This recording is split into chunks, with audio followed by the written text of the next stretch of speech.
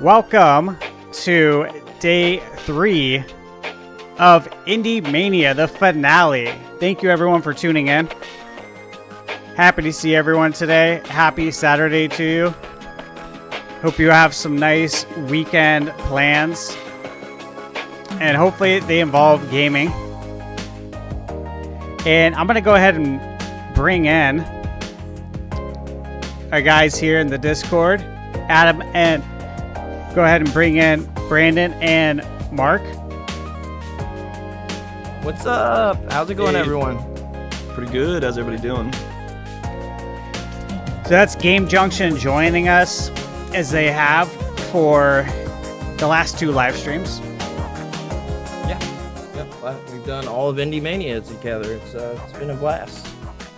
I've gotten to know all of your personal life. I know your address. I know your social security number, your date of birth, where you were born, everything, man. It's great. I didn't know you knew my social. You told me it yesterday. I did. Social, mother's maiden name, everywhere you've worked and lived. Yeah, you told me all of that. You don't remember? It was actually on stream. I don't. I'm going to have to go back and rewatch it. Obviously, I'm joking, and hopefully nobody takes me serious on that. But, there'll be a couple people out there. What? Hey, what's up, Chris Garno? It's going good. What's up, Viper? Welcome back. Thanks for tuning in from Ireland.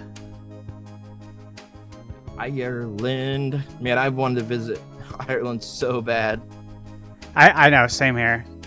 I always have. It's still on the list. Yeah, it's Japan is number 1, but Ireland I think is probably comes in number 2 for me. But Japan, it's a childhood dream. Literally since Pokemon came out, I wanted to visit Japan. Well, mine too. Yeah, since I was a kid. Yeah. It's the video game headquarters of Earth, in my opinion. Yeah, no, seriously, especially with us all being massive Nintendo fans, it's just something I've always wanted to do. I want to go to Tokyo, Osaka. I want to see some of the countryside as well, for sure, because Japan has beautiful countrysides, and not just a big city. I'm not even a city guy at all, necessarily. Me either. But Tokyo and Osaka would 100% be worth it for sure. I literally live out in the mountains. Yeah, I mean, I live in a small town too, so it's just what I prefer. I don't like the city driving is the biggest thing. I just don't like it. People are terrible drivers in the city, it seems like. Accidents every single day in Columbus. Oh yeah, every single day. I mean, never fails. What's up, Sons Geek? People don't know how to drive. Hey, what's up, Sons Geek? They just do not know how to drive. Who needs to learn how to drive when you just floored? I agree. Hey, guys, I had a couple of questions that came through in chat. Okay, Brandon, I'll pose one to you. Let me see here. Actually, let me go back a little bit more. It was regarding Iron Meat. If you know when the limited edition physical is coming out for Iron Meat. Yes, so it is the 25th, and it will be strictly limited games. So okay. just around the corner. Okay. Yeah. So just a little over 2 weeks, or just a little over a week. And I've bought games before from Strictly Limited. Same. They do an excellent job. I agree. They put together some really nice physical packages. Yeah, they really do. The packaging for Strictly Limited games is absolutely beautiful. Awesome. Okay. So we got that answer, and then I had a really good question. Actually, it's from the same person in chat. He goes by the name of Published, and this was an interesting question. You guys will appreciate this because you like physical. He said, if you could only have one or the other, Would you rather have a Zelda Ocarina of Time remake or every Nintendo published game comes with an instruction manual included in the case again? Man, that's a hard one. Here's what I'm going to say. Here's why I'm going to giving my answer to that. I'm going to say every single one comes with an instruction manual again, because I think Ocarina of Time 3D is excellent. I think it is good enough for me. To me, like the Goonies? What? Like the Goonies. You said it's good enough for me. Get out of here! Stop it. That's you funny. Confused me there for a second. I was like, "What's this dude talking about?" But no, Mark has argued this against me, so like he feels differently about this part. But I feel like it's more along the lines of a remake than it is a remaster, in my opinion. It is drastic. It has a drastic rehaul to that game. You're talking about the 3DS version. You think it's more of a remake? Yes, I feel like it's. Yeah, I mean, I do, and people might not feel that way. I don't know how other people feel, but to me, the 3DS version is the superior version. It's the best way to play. It's the way that I play Ocarina of Time every year because it was my favorite game for a very long time until Breath of the Wild and Tears of the Kingdom. But I play it every single year, and I go back to the 3DS version now. They improved upon so much to me. Now, would I want a remake of Ocarina of Time? Obviously, but you can't count in. There are ways to play it, 4K 120. I'm not necessarily recommending that, but there are ways to do that if you would like to do it. Which I have played it at 4K 120. I played it 4K 60, but it looked beautiful. Yeah, I could go to 240. There's no point. Honestly, I went back. I went back to 60. There's no point. Yeah. There's no point. 4K 60 was good enough for me on that. Yeah. It's awesome. But yeah, it's a really, really cool experience. And again, I am not promoting this at all. Do not do it. Please don't do it. But you can also do that with Breath of the Wild, and it's being worked on for Tears of the Kingdom. So there are people that do that as well. There's actually a big YouTuber, I won't call him out, that worked with Nintendo for a while, and then Nintendo stopped working with him because he talked about that. So, yeah. Interesting. That's funny. Yeah. I'm not gonna say do it, but it's amazing. And of course, Brandon's gonna call me out on the Ocarina of Time on. No, I wasn't calling you out. I was just saying that somebody doesn't agree with me. So no, you're fine. I wouldn't. I was just poking fun at you. It felt like this. It just felt like a fresh coat of paint, but it felt like the same game. Like to me, if I want to remaster, like completely redo the game, all new graphics, make it look like a Breath of the Wild type game as far as graphics and gameplay go. But that's just me. What's up, Captain Doge? I get it. I mean, I can understand why people feel that way. But, I mean, I haven't heard anybody else say that. I've heard, obviously a lot of praise for Ocarina of Time 3D because it does great stuff, man. I think it's great. I legitimately think it's awesome. It's just unfortunate it's stuck on the 3DS, which more or less doesn't exist anymore because they stopped production of the hardware.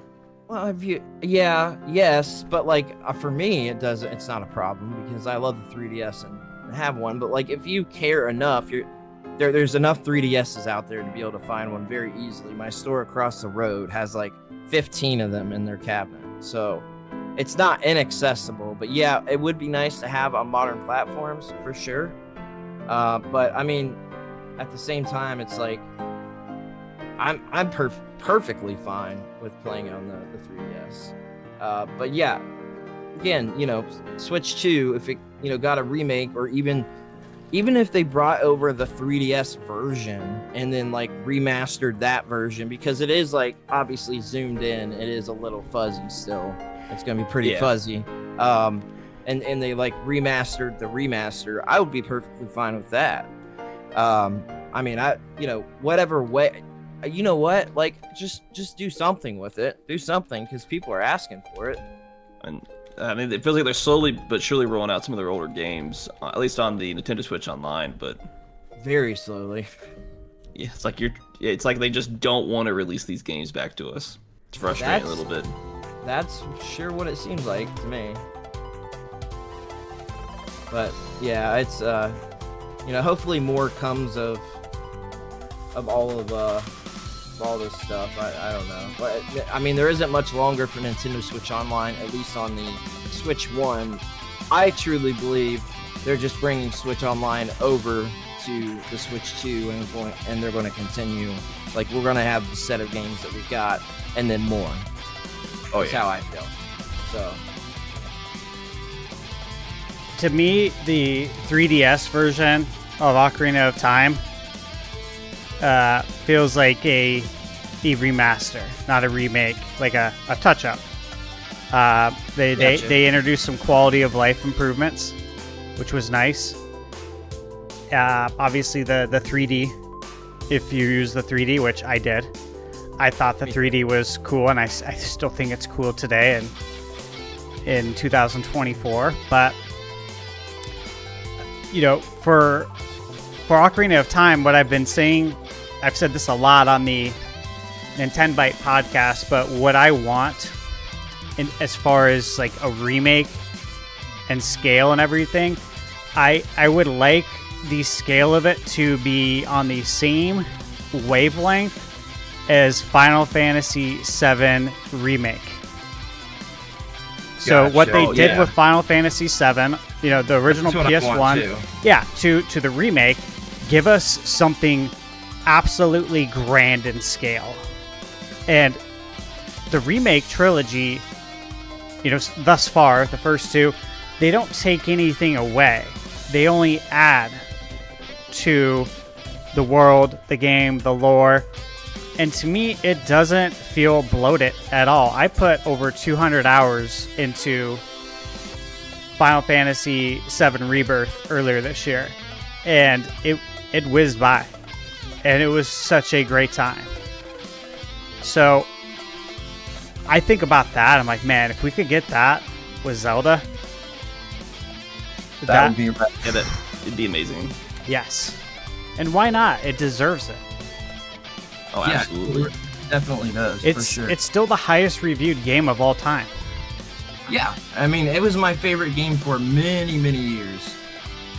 I mean, like I said, it wasn't until Breath of the Wild came out that changed for me. But Ocarina of Time, it was still a close call. But there's a lot of nostalgia attached to that, and I have to disregard that nostalgia to really completely feel like, what do I actually think is a better game with no nostalgia attached? And I mean, at the end of the day, they're both perfect games, in my opinion. They're both perfect. Perfect for me, I would say. There's some problems with them, obviously. You could say that there are some problems with them. But to me, they're perfect for me. It's what I want. It's what I enjoy. So. Oh yeah, completely. There's definitely technical issues wrong with. There's definitely technical problems with both. Sons Geek said, I don't know why, but I keep thinking about that Rough in the Riverside game, LOL. Rough in the Riverside. The game that looks like sounds familiar. Banjo-Kazooie. Oh, yeah. I feel the same way. That game definitely looks like Banjo and Kazooie. I'm excited. Yeah, it's stuck with me too. The game looks so cool. So we are about to be live on Twitch as well. I mean, not Twitch. Sorry, TikTok. Day 3. I had to reset stuff up, unfortunately. That happens. Inching closer to the start of this the broadcast. Yeah, it's I had Harry Potter Quidditch Champions up, but didn't even get to finish getting any of the promo posts up, so I didn't get to play it. I was trying to set up TikTok, but So, for everyone in chat, today, the the main spotlight, you could say, I know for a fact is going to be RetroWare. Yeah, 100%. Yesterday was Way Forward, which I really honestly enjoy their games. I've played so many of them over the years, and they've never let me down, honestly. Yeah. And I've never got anything from them for free. You know what I mean? I've never even got a game code. I have zero affiliation with them. I'm a fan just like everybody else. Yeah. And so I got to say I do appreciate them. And RetroWare, you know, I obviously I just reviewed Iron Meat, and that review is went up a couple of days ago. So if you're a fan of like Contra and Metal Slug, check that review out. But what I'm very interested in, and I've been interested since the moment I saw that this game was being made. It's called the Transylvania Adventure of Simon Quest. Yes. Dude, the fact that they're making a love letter homage to Castlevania 2, Simon's Quest, in 2024 to me is just absolutely bonkers, and I love it. Love it. So, yeah. I am a fan of this company because, I mean, look at what they've made. They made Prison City, which was really cool. You can get that game for really $10. And yep. then they make a love letter next to Contra. And then next, they're making a love letter to Simon's Quest, which again is it's the odd duck in the NES trilogy, you could say. And they also have Toxic Crusaders coming, which is a beat 'em up that looks like, you know, Teenage Mutant Ninja Turtles. Oh yeah, yeah. I'm excited, man. I can't wait. They're cool. Like, So I excited. wonder what else they're working on that hasn't been announced. Right.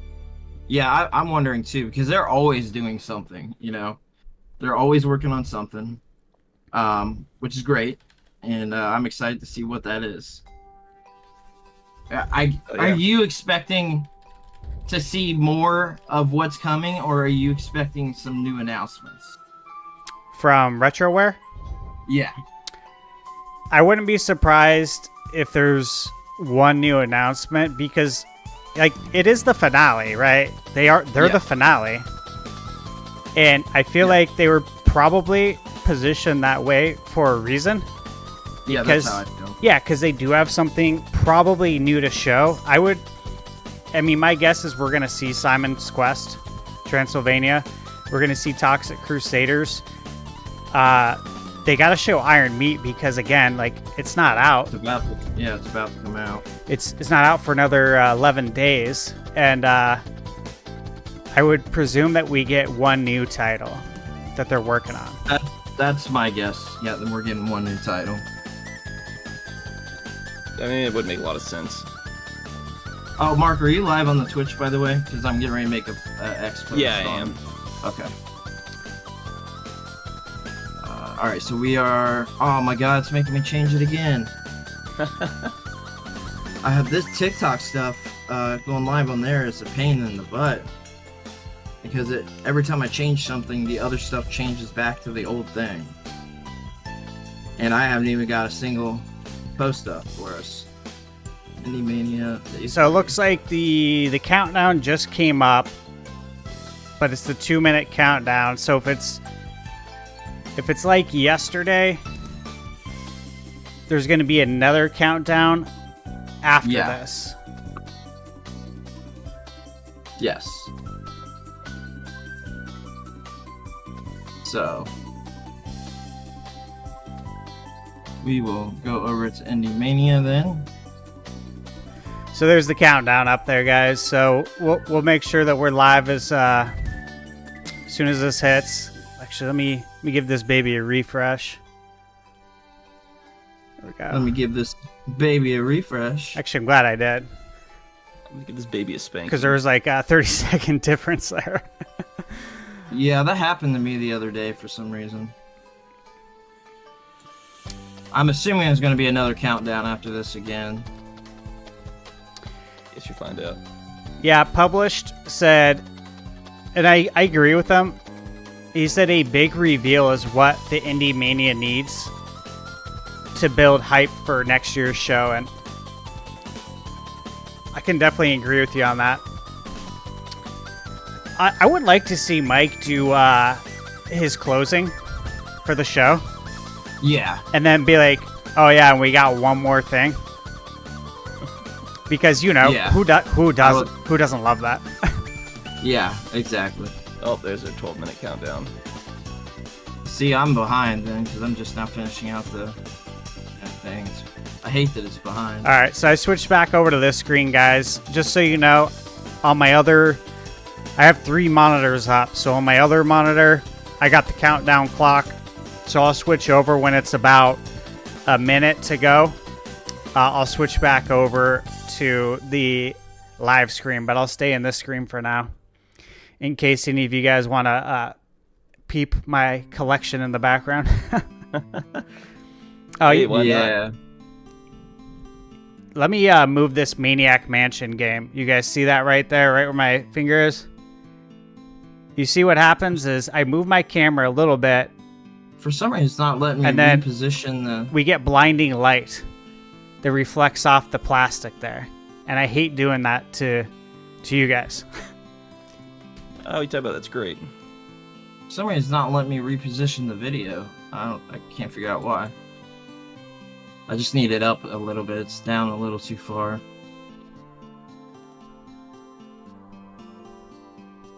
That would be a little disconcerting. What is it? So that'd be just a tad disconcerting. Yeah, I can't I don't know figure if out anyone why notices that or if it's just me that sees like this blinding reflection in the background. But I want to make sure I don't blind you guys. Oh, whatever. You're trying to blind everybody, obviously. Yep, right? We know you. It's my too goal. much. Come on. It's your life goal.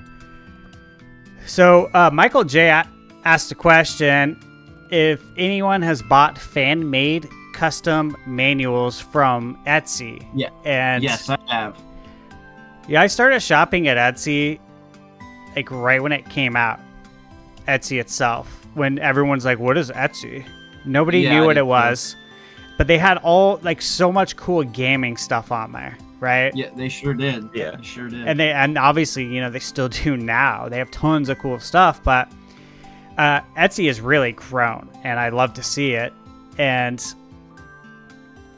I had seen fan-made manuals once, like a while ago, and it was something Yeah. I probably flagged to come back to look at, and I just never did. And now that Michael's bringing it up, I'm like, huh. He said some of the fan-made manuals look professional, as you may expect from typical 90s manuals.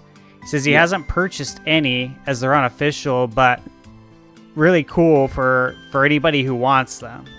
So, Yeah, so I only bought it for games that I absolutely love because there's way too many that doesn't have manuals.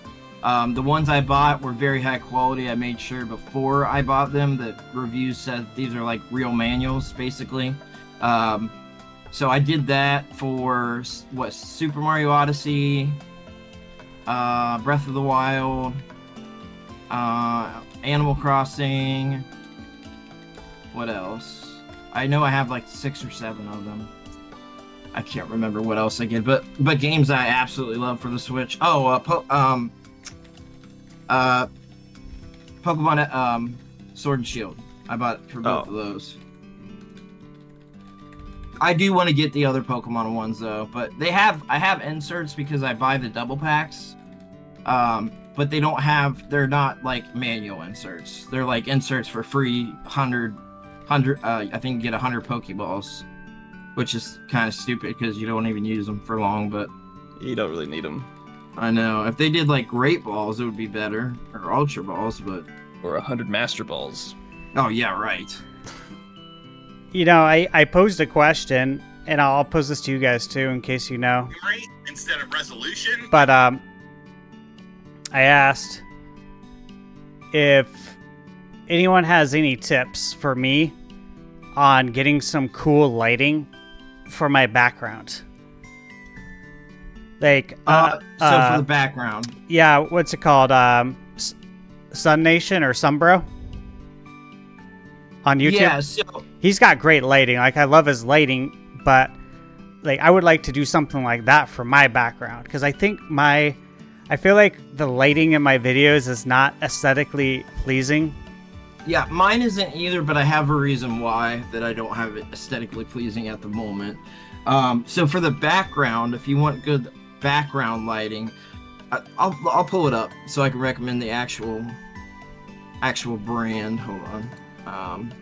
I can't remember. But there's a lot of different options. So box lights, I know a lot of people that use soft box lights for background, and that also helps separate you from the background in a way where almost like a DSLR camera sort of gives that where it's kind of blurry in the background a little bit. It's a little blurred, so you're separated from the background. A lot of people use softbox lights. They use key light, which is important, and that's important for your face. That's really important for your face. People also use it as a backlight because they make big key lights, and I know people that use multiple just key lights, right? But there's also this light that you can use. I don't recommend whatsoever ring lights. The only thing they are good for, in my opinion, is for literally selfies or for photography of images if you're taking it right within the ring light, but it doesn't give even lighting. It doesn't give good lighting. There are some higher end ring lights that are better, but they literally are pretty much made for selfies, right? Like that's what they're basically made for. Yeah.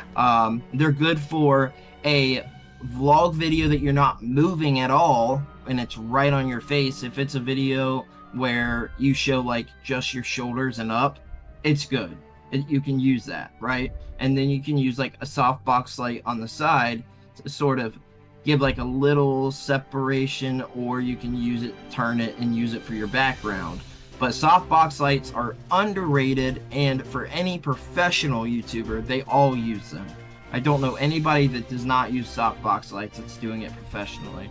And meanwhile, I am designing a whole studio for a professional YouTuber with a lot of subscribers. A lot. He does it full time. Yeah. He's the biggest in his niche. So I am buying all the new equipment for him. Like I'm covering all the bases. I'm not only just designing the studio, but I'm designing the equipment that will be used within the studio. And I went to film school, so I do have some training, film and broadcasting. Right. And I can definitely recommend. I could recommend like 4 different lists for like 4 different types of videos or reasons.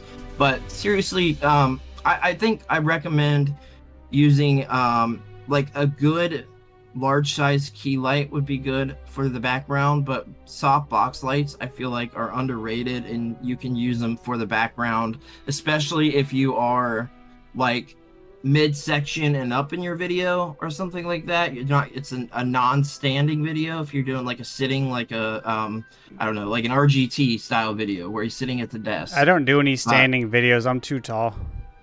No, I've done a lot of standing videos. I don't. Well, I'd have to have my camera like really high, or I have to shoot it like down and up. Yeah, I've done a lot of standing videos. I like to mix mine up. I don't like to do one style. So. And I'm not trying to give people a crotch shot. You know what I'm saying? Why not though? I don't know, man. Not the type of video. Yeah. I don't think gotta there's save anything that. wrong with that. Gotta save that for the OnlyFans, right? Yeah. When are you that's starting that, by the way? Never. You told me you were getting ready to start it. You say that now until the money's there. You're like, So okay. guys, hey, we are live on the TikTok after having some issues there, but we are live on the TikTok now. So, Hello, TikTok. what's up, everybody? How goes it? I'm actually, Steve, we had just talked about this yesterday, and it hasn't been working. For some reason it worked today, but I'm able to use my second camera for TikTok, because you can't have a camera on 2 apps at the same time. You can't have it on 2 applications unless you use virtual camera, which won't work because of the style that I'm doing. But yeah, it actually worked. So I'm using my Kio 1080p camera for TikTok. That's dope. Yeah, no, we ended off with how many viewers did I tell you yesterday, Steve? We had A lot. a lot on TikTok. Okay, we had a ton, like, it was a lot. Like, I was shocked. All right, I'm gonna get some social posts before this. We only got 2 minutes, so. You me to count down for you? If you'd like to, sure. Minute 45, 44, 43, 42, 41. You have a minute 40. All right, guys, I switched over to the main live screen because countdown's here. I mean, it's been here, but I'm trying to get these posts up real quick. I haven't gotten a single one because I was messing with TikTok. I'm gonna get at least X. the tick tock, the tick to the ticky to the tick tick tickety TikTok tock. just can't talk. Tick tock. I'm sorry, I did that and I immediately started thinking of Kangaroo Jack. Oh yeah. I forgot about that movie. Yeah, no, so did I. That's So I funny. started saying that and it just immediately came to my mind. Weird kids movie from like however long ago. Yeah, that was a wild one. The CG in that is so bad. Hey, what's up, yeah. Blake? We got Will Muffler Man joining in on the TikTok. Appreciate having you. Kerfuffle as well. I'm putting a calendar reminder in my phone right now for September 25th at 6 a.m. for Iron Meat Physical. Because the fact that there's only 4,000 copies, I don't want to miss out on getting that. So I set calendar reminders for everything. Good idea. I ain't trying to play, you know what I mean? Like, I feel like I probably need. I'm to not grab trying the to get physical, done too. dirty You like are a lot of You're people bad did. influence on me because you're making me want to get everything. Because you freaking grab everything, man. I wish I could grab it. There's so much coming out though. There's just so much. All right, I think it's go time. Here we go. Let's go. Hello, IndieMania community. I am Mike Odyssey, and Hello, welcome Mike. to the final day of IndieMania. It's been an incredible journey so far, and we have a fantastic lineup to close out the event. Today, we'll be wrapping up with some of the best indie games and a special interview with the folks over at Pinkamy Games. I am once again joined by my co-host Paul Gale, who will be meeting with our special guest developers. And don't miss I haven't our heard of that surprise studio presenter before. later on today in the show. Me either. Let's make this last day of IndieMania the best one yet. Hello, IndieMania. We're Causeway Studios, and we're here to introduce The Haunting of Joni Evers, a first-person adventure, a walking simulator, what we at Causeway like to call a stroller. Oh yeah, see it, Mark. This is like where you would need to turn it up. Yeah, I saw it was a little quieter. Edith Finch, Gone Home, and Firewatch. We love those games, and we hope that that love will come through in this narrative game that we're making. Speaking of inspirations, the aesthetics in Joni Evers were heavily inspired by classic 80s horror movies like Poltergeist and Beetlejuice. We really wanted to infuse it with the same drama, the same atmosphere, and we also took a lot of inspiration from the practical effects to create the effects that you'll see as you're playing Joni Evers. Joni Evers, the character you'll be playing, comes home one night to find that events will snowball out of control as a supernatural haunting As one always descends does. upon the house. She will have to delve deeper into the house. Not gonna lie, he said walking and simulator, and the face first thing I the thought of past, was Death herself and Stranding. her family members to break the curse Yeah. and hopefully overcome the night. We hope that you'll love exploring the Cunningham house as much as we enjoyed building it. There's something to find around every corner to help piece together what's happened and the history of the family. So we're excited to see what things you might find. Hey, Paul. Appreciate you coming in here. Without further ado, Here's to another fun day. Definitely enjoy excited. the demo. Sound coming in, but very low. Trackers. It's for Sit back. because this part of the video is low. I'll try to bump it up a little bit. What's up, Paul Gale? Everyone How's it say hi going? to Paul Gale Network. Edith, Paul Gale Oh, is is one of the hosts of IndieMania sorry. with Mike Yeah, Odyssey. That's dope. You know what I've been through. How they left me. This damn house. Yep, appreciate you coming in, family's Paul. been here for We're so super excited long. about today. Now it's just me. Happy to stream it, Paul. Thank you. I feel Yeah, like thank you, I'm definitely. holding on for something, He's but dope. Very, very happy. I'm not sure what. It's been an awesome past couple of days, man. Like truly some of the best in a while. I love it. Storm must have Hey, Mr. Coffee, welcome to the chat. Definitely saw this and I was like, well, Candles? October's right on the corner, so it is I didn't the like season for these. horror. Yeah, makes sense. That's why I've been reviewing all these Castlevania games I because recognize this. it's just, for me, Castlevania is synonymous with Halloween It time. is, Going on. Oh yeah. for sure. Like I have to play the game that I haven't. What's It's been a while since I really streamed a whole lot, but the game that I bought like 2 years ago, Doki Doki. October's Can't perfect time to leave. stream that. Oh, yeah. I'll go deeper. Coming in 2024. This looks pretty Oh, cool. yeah. Thanks, This Mike looks Odyssey cool. And IndieMania for hosting. I'm Ariel Knight, the creator and developer of Ariel Knight's We Never Yield, an Afro medieval adventure game. that Yeah, I know it's a created little with the low. host I of just this can't amazing go past studio out 0 of London decibels, called so I'll have to Radio keep changing Now, it the game over. has an amazing I'll be soundtrack, messing with the audio the dope entire voice time cast, if I keep and doing it's a that. really different take on the runner genre. It's I'll out right now try on to do Xbox, it for this one Steam, since it is Epic low. Game Store, and coming soon to PlayStation. So check out this trailer, and if you like it, Should please be a little consider louder picking there. up the game. Thanks. Oh, now If it's we're really gonna make loud. it back to Detroit, I'm gonna need your help. It's really loud on my end. Try to keep Oh, up. yeah, now it's really. Yeah, the trailer see, got real loud. I got a delay. I got a delay on mine apparently. Because you said that, and then it was like 5 seconds later I got that trailer. Oh yeah. I don't know what's going on and why. I like the music in this. Yeah, I do Definitely sounds too. good. Yeah.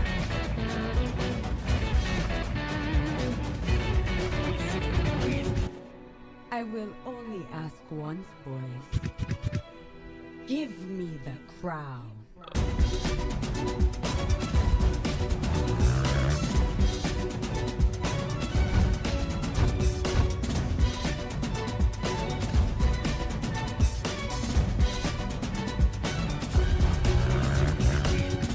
I do like the art style of that game for sure. Yeah, it looks really, really cool. It's an art style that definitely doesn't age as time goes Mike! on for sure. Hey, agree. thanks for popping in the chat. We are super excited about this stream today. Thank you so much for Very letting cool. us co-stream this, and we're super excited, man. What's up, Mike? Oh. Thanks a lot for popping in. Appreciate it. Oh, look at this. Yeah, I know. I was like, what is going on? This looks crazy. It says, I just want to play video games. Oh, this looks hilarious. Oh my god. It's a harem gone wrong. I know, I thought the same thing. That's hilarious. This looks interesting. It really does. Yeah. It's got that old Adobe Flash game feel Yeah, to it. it It does. does. It reminds me of an old Cartoon Network Flash game. Fighting for a single ship. Oh, interesting. Dude, I'm down for playing this. Get for off. Sure. I need to protect my virginity until I'm 40 to become a wizard. What? You don't remember that meme? I thought it was. I can't remember. where it's from. Yeah, I do know that you said it. Yeah, that's funny.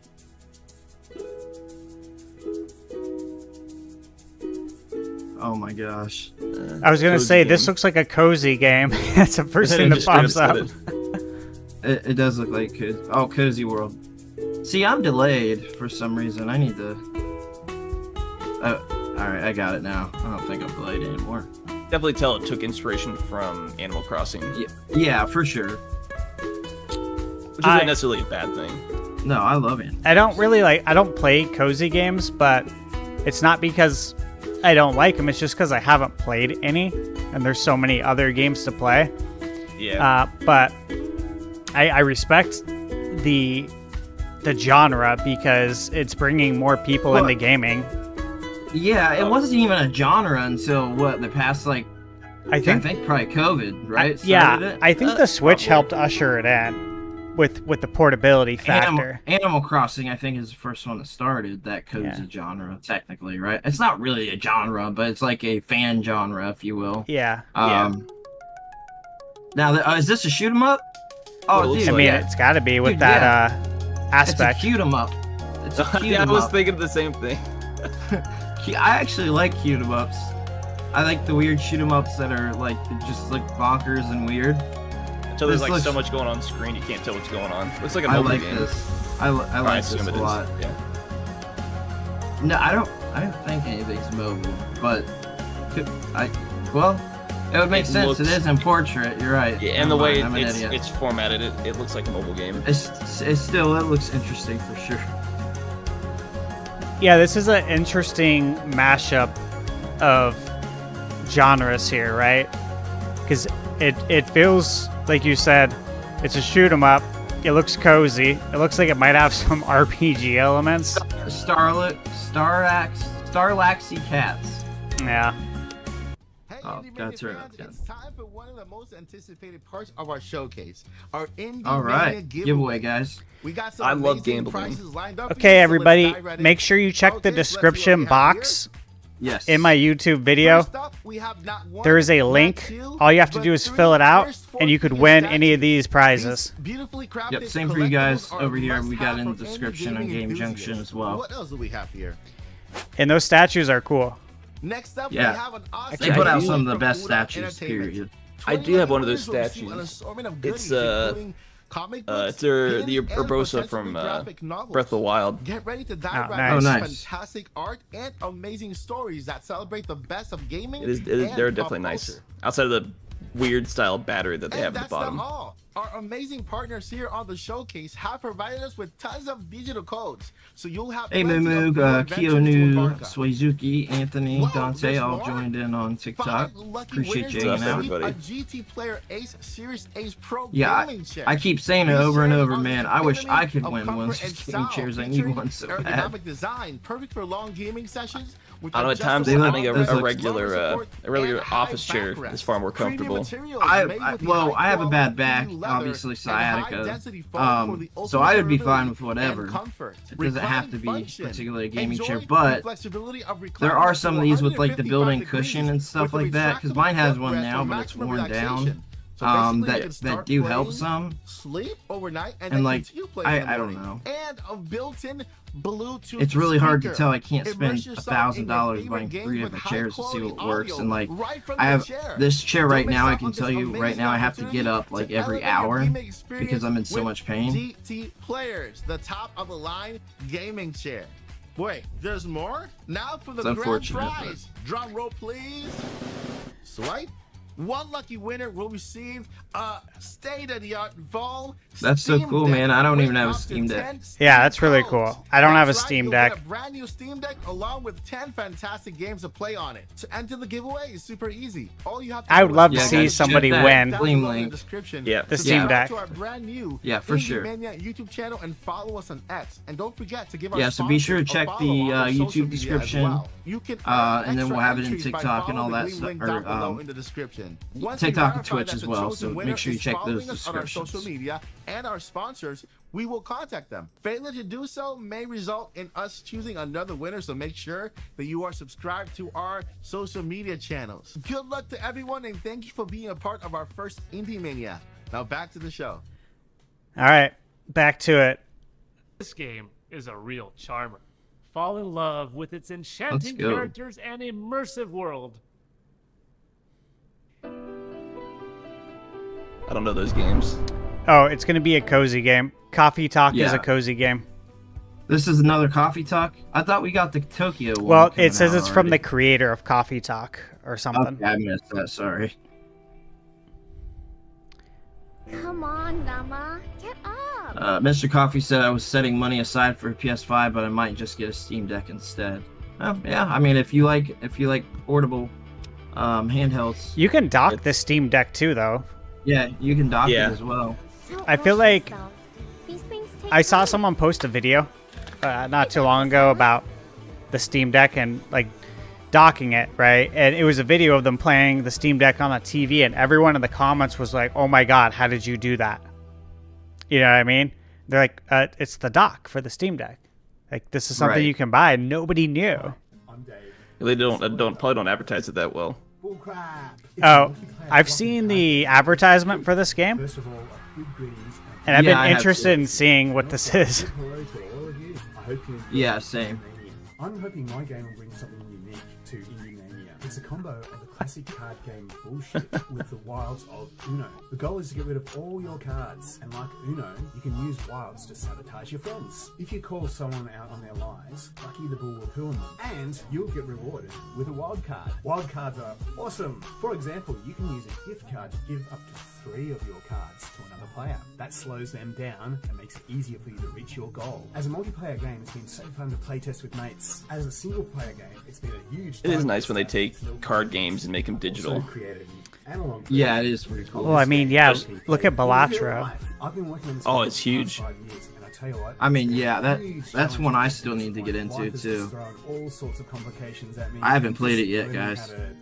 Have both of you? It's been so fun. No. I have the physical on the way, though. This is Volca. There's a physical for it? Yeah, it actually comes with physical cards, too, as a bonus. Man, I am like shocked of some of these things that you know that I have no idea about. Very knowledgeable. You're gonna have to start with Mark. I share everything that I think that he might be interested in to him, that I see like sales and things like that. I'm gonna have to start doing that with you, and you're gonna start sending some stuff to me, because I do that with Mark. I send him like deals on things that I see that I think he'll like, stuff like that. Well, he had more money. The big problem. Right. So what? Yeah, this looks like a fun game. Yeah, so it's based off the game Bullshite. And oh yeah, I've heard of it. Yeah. Yeah, this looks interesting. Says he's been working on it for 5 years. Whoa. So it's a single dev, I assume? Yep. And it looks like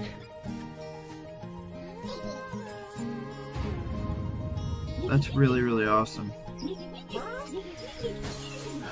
Michael J, you said pre-order of Karate Kid gone in today, releases in a few days. Are you saying that you pre-ordered the Karate Kid game? And yeah, it does come out on the 20th. Are you? Man. Yeah, I am undecided if I'm going to grab that to do a review or not, because I got to think about it. There's so much coming out. I'm a lifelong... Zelda's going to be a big one. I know. I'm a lifelong Karate Kid fan. No, I am too. Like, I love it as well. Hardcore. Like I'm a huge Terry Silver fan. Because of it. Oh, you did? Yeah, I did karate because of Karate Kid. That's crazy. Yeah, I remember that. My brothers both did karate too. I'm the youngest. And after they did it, I wasn't allowed to do it. Because, of course, it caused more fighting in the house. Because, you know, they want to test out the karate on me. Yeah, that's what kids do. Yeah. It's supposed to be the opposite. For us, the big thing they taught us was essentially obedience, and yeah, I know. Yeah, that was the main thing. I feel like we learned more of that. Yeah, I got the blue belt, and we couldn't afford it anymore. It's very expensive. My brothers would have been in Eagle Fang or Cobra Kai. They wouldn't have been Miyagi-Do. Wax on, wax off. Wax off.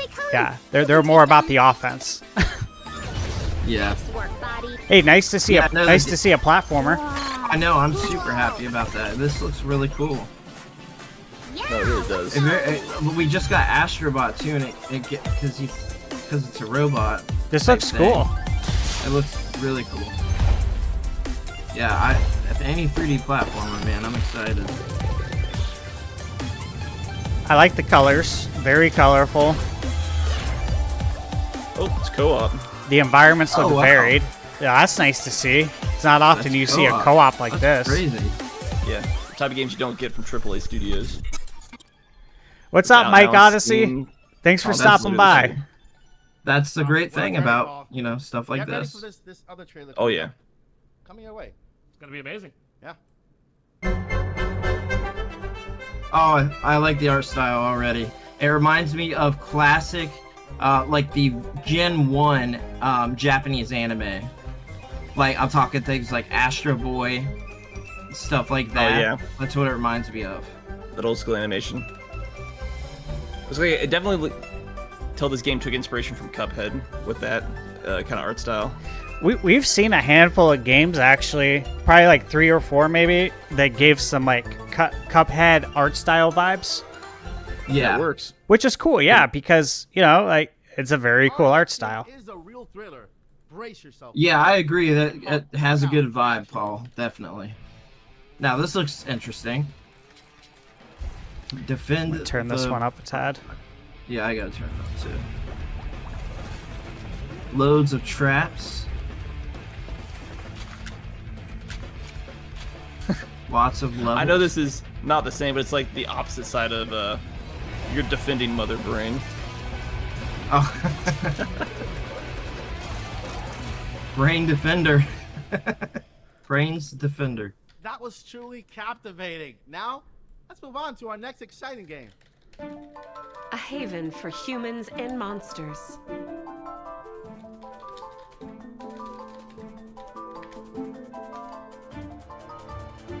Evil crashes in uninvited.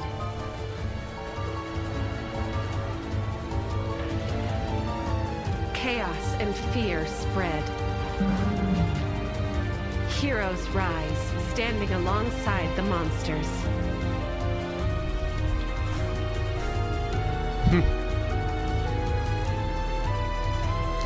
Mike said, so glad everyone is enjoying the show. He said, my nerves have calmed down. That's definitely good. Yeah. Free the it's been a good show so far. Yeah. Yeah, I think all 3 days have went off without a hitch. There's been no issues. End the chaos.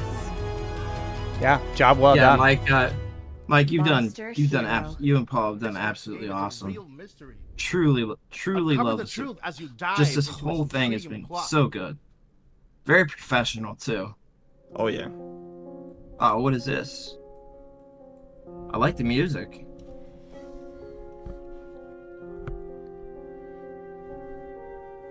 Oh, okay.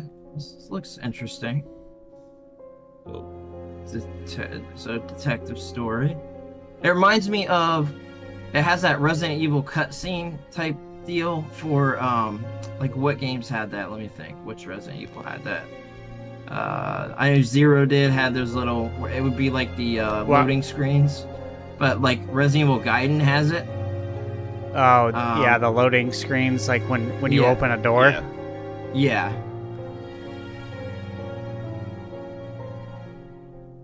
Murder is game over. Streaming death. Wishlist today. Interesting. Interesting, yeah.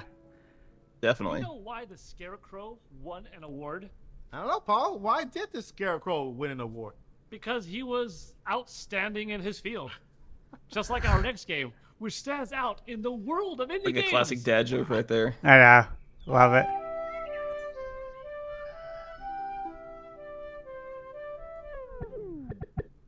Opposing farming sim. Psych.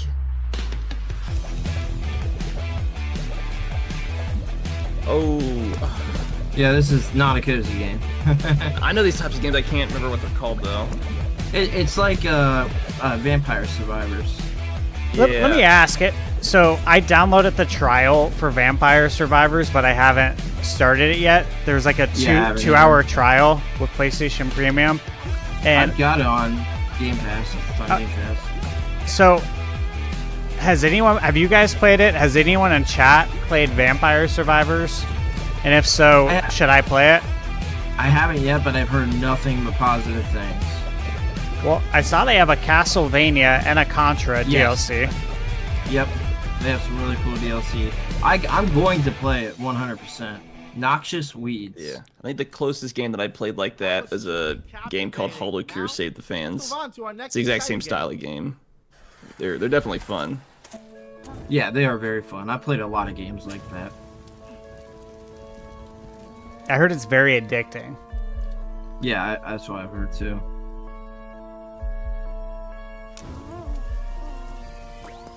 Are we the fire?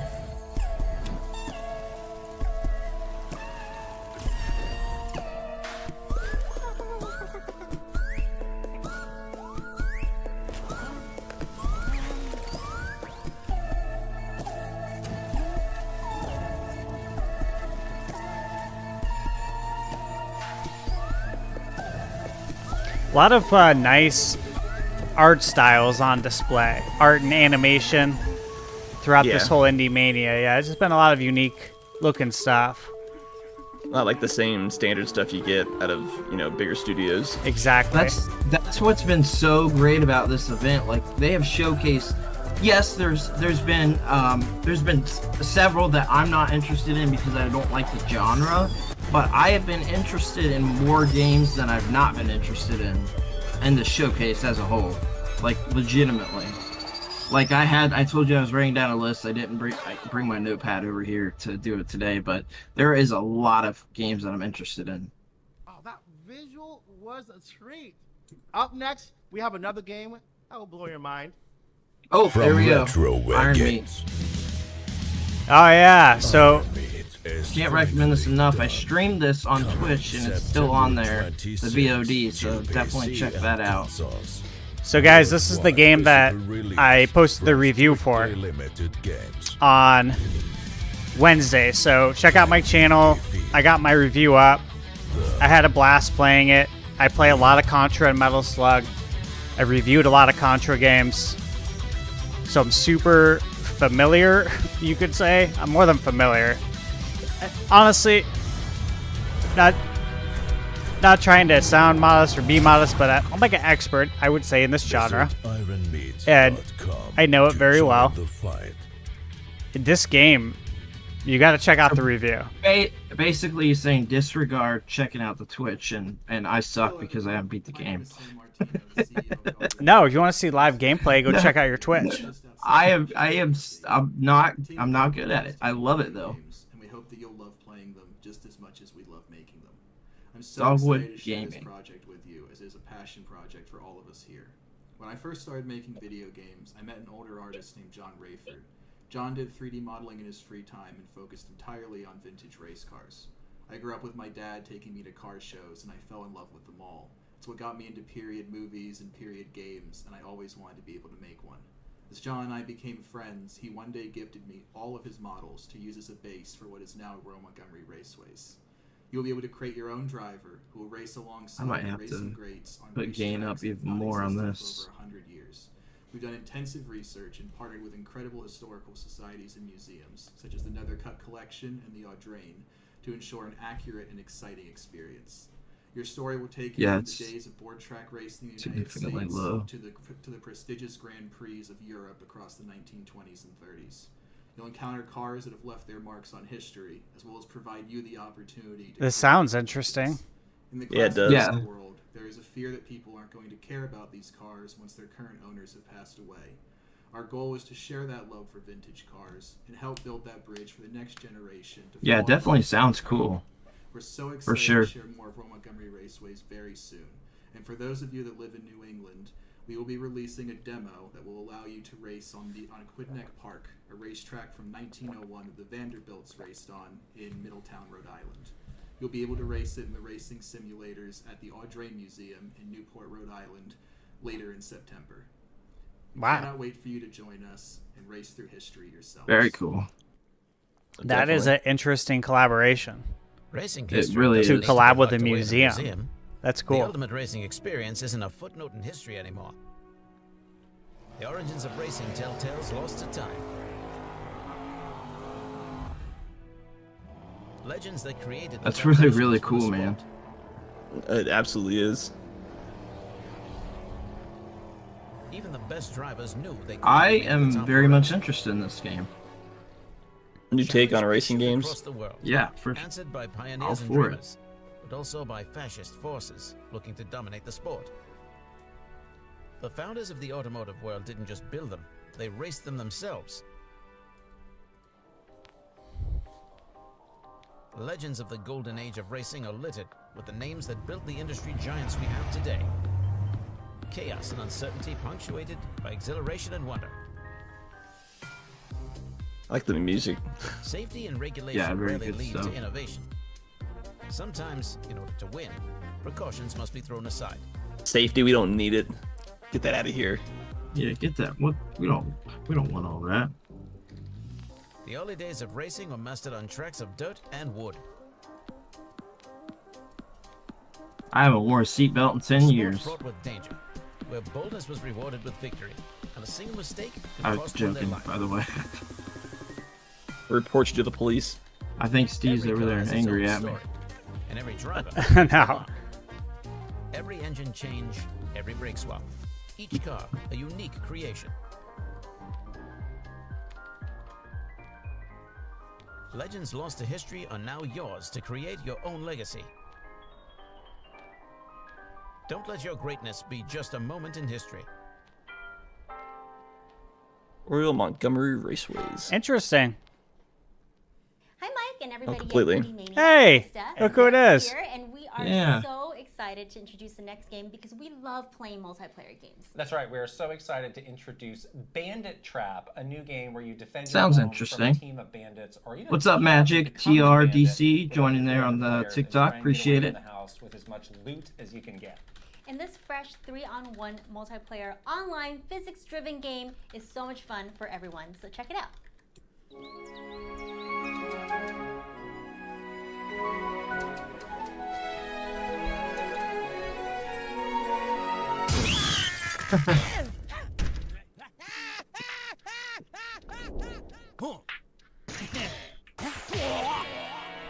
Oh, I think I saw, a preview for this game. This looks interesting.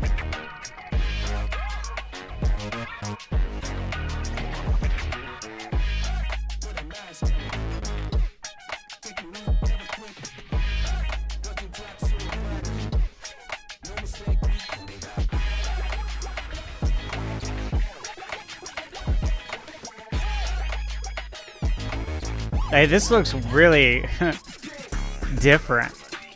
Yeah. I mean, Yeah, I like really that it does. looks so different. Yeah, it looks World's- definitely unique. Interesting take on the world's most scuffed robbery.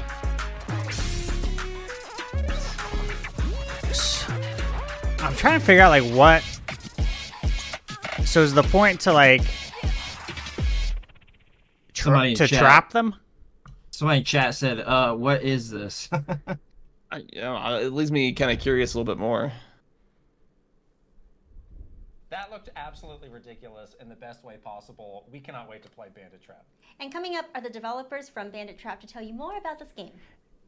It almost gives me, like, Bomberman vibes. Mike, I got Bomberman and then Toe Jam and Earl vibes. The folks from Picomi, Michael, Bobby, Jeffrey, thank you again for being on here. I really do appreciate it. I appreciate the invite. It's an honor to be here. Yeah. I think the first question's first. How did Picomi come to be, and what is the significance behind the name of your company? We actually all know each other from junior and high school, and we stayed in contact over the years as friends.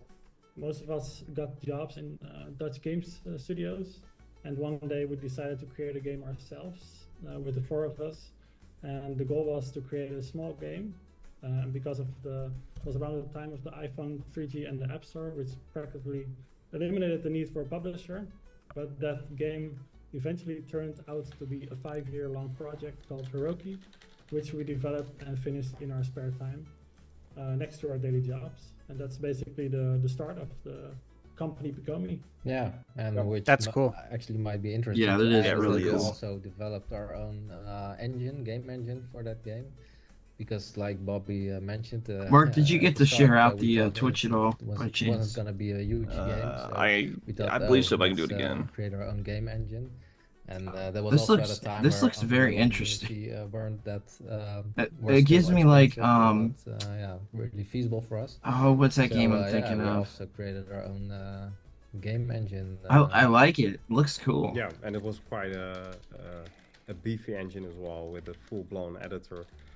Like, it's literally- yeah, it's been crazy, and it's Wow. It was quite painful to say goodbye. Steve, to what's the your engine thoughts on because this one? For the next project, Bandit Trap, we Uh, needed to go to like. I mean, yeah, like it gives me that Bomberman vibe as far as like our trying engine to was trap not sustainable anymore. So, but the other we person learned it, that's learned playing.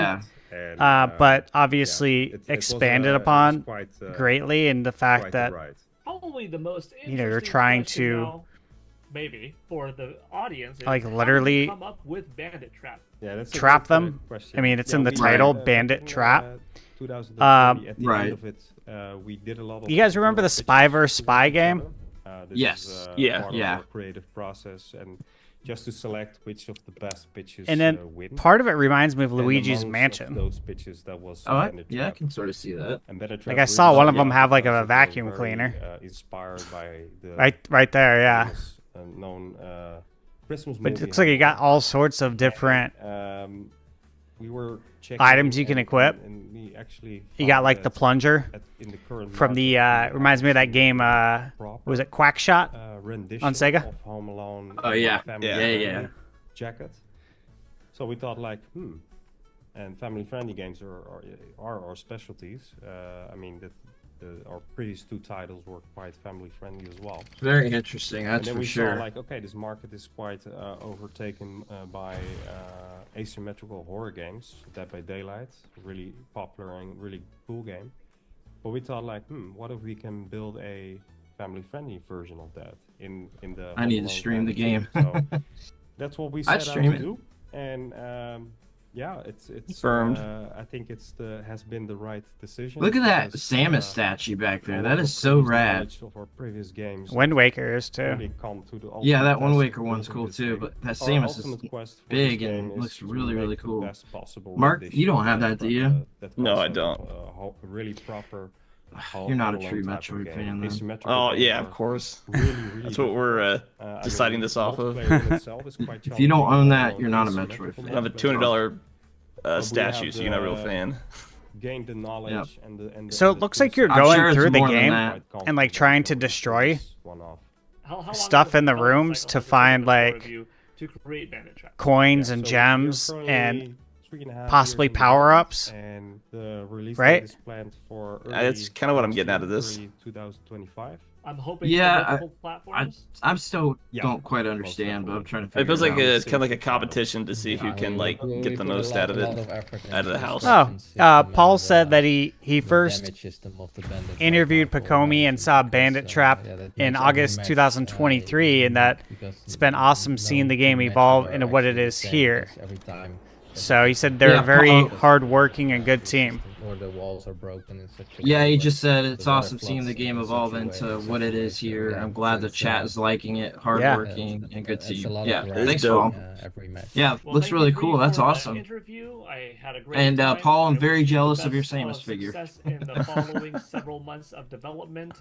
Thank you, Pacomi, for joining us today. Everyone watching at home, I hope you are looking forward to Bandit Trap as much as me. Welcome to a little segment I like to call Looks very Red cool. Deer's Corner. Yeah. I'm excited to share with you some amazing updates and exclusive announcements from our friends I over was looking at forward Red to Deer this. Games. But first, let's kick things off with a couple of trailers of some fantastic games that are already out. Enjoy. Here we go, sizzle reel. Yep. Who doesn't love a good sizzle reel?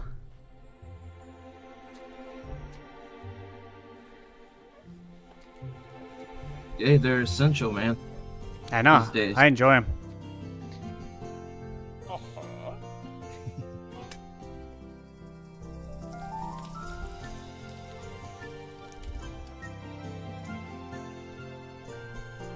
Book for Love.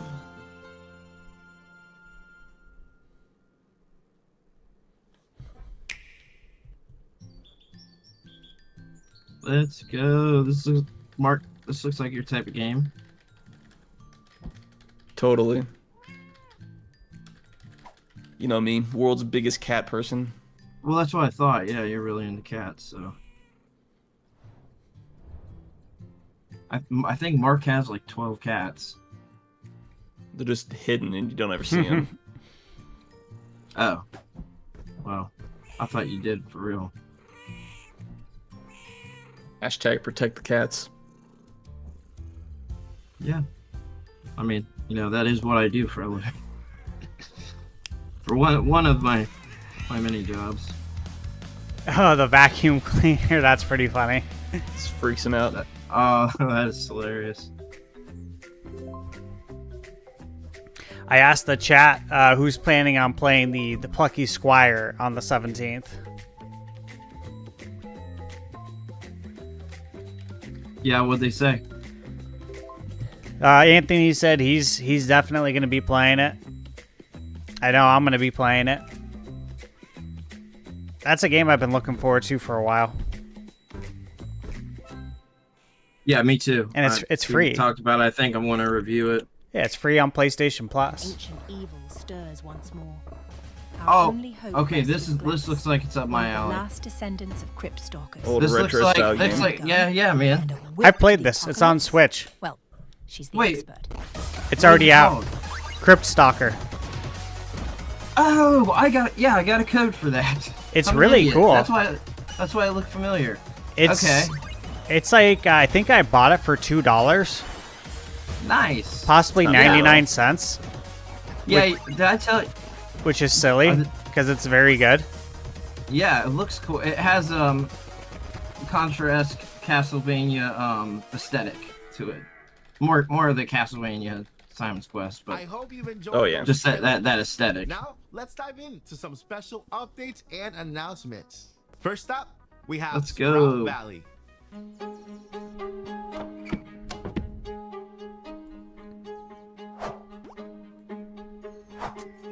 Another cozy farming game. I know the community definitely gets excited about, you know, all the releases in this sort of genre, and I like farming games. I don't play them that often, but I stick to the series that I love, which is Rune Factory and Story of Seasons / Harvest Moon. So I do really enjoy those series a lot. I've been a fan since I was a kid. No, you're a big fan of Farm Simulator 24. I play it every day. I can't wait for 25. I'm so excited. Steve's over there being awfully quiet today. I was replying to the chat. New updates are coming very soon to Sprout Valley. It was funny. Years ago, Next up, we have Pilo I and Hollow Book. was hanging out with my cousin. We go over to his lady's house, and the kids who are teenagers, right? They're about teenagers, right around that age, a little bit younger, but they were playing Farming Simulator on the PS4 at the time, and they were like hooked. They loved that game. And I was just like, this is interesting. I've never, seen anyone like, I've never been to someone's house and seen them playing Farming Simulator. I know people play it, but I guess I didn't expect like young teenagers to be like super hyped about Farming Simulator, and I was watching them play it, and it was like peaceful watching them play it. It was like calming, I guess you could say. I'm like, this is wild. And you got Power Wash Simulator, you got the lawn mowing simulator. I'm like, these were all chores that I did growing up. Yeah, me too. Oh yeah. You don't have to simulate it. You can go do it. If you don't have a lawn, you could probably start your own business. Like we had growing up. You just gotta gamify, but we've had cozy games like that before. Maybe not to the same degree, but like the Roller Coaster Tycoon or any of the Tycoon type games. It's just pretty chill game for the most part. Available right now for Pilo and the Hollow Book. The art style looks cool in that game. Check it out and experience Oh yeah, 100%. the latest updates firsthand. It looks really, and finally, really we have cool. some exciting news for Dross.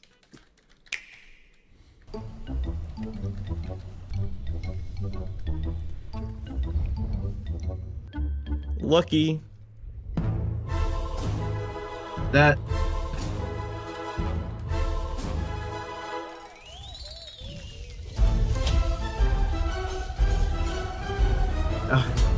I got Matt Long 6 in the chat. Said he sent me a message and also said I love Gas Station Simulator. Is that real? Yeah, that's a game. There's like a supermarket simulator as well. Shout out to Jennifer Reynolds saying afternoon all, and then Don Banana Mode King said what's up, and sorry I'm late. No worries at all. So get ready to embark on an incredible adventure. And now for an exclusive indie. Actually, Matt picked me up at a yard sale. Oh, we got an exclusive announcement here. Oh, okay. Let's go.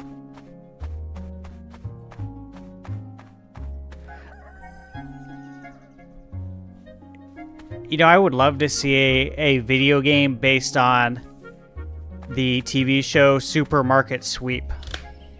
Yes! Oh my god, yeah, for sure. Dude, that would be awesome. Could you imagine, like, online leaderboards or, like, playing online? That'd be so That crazy. would be hilarious.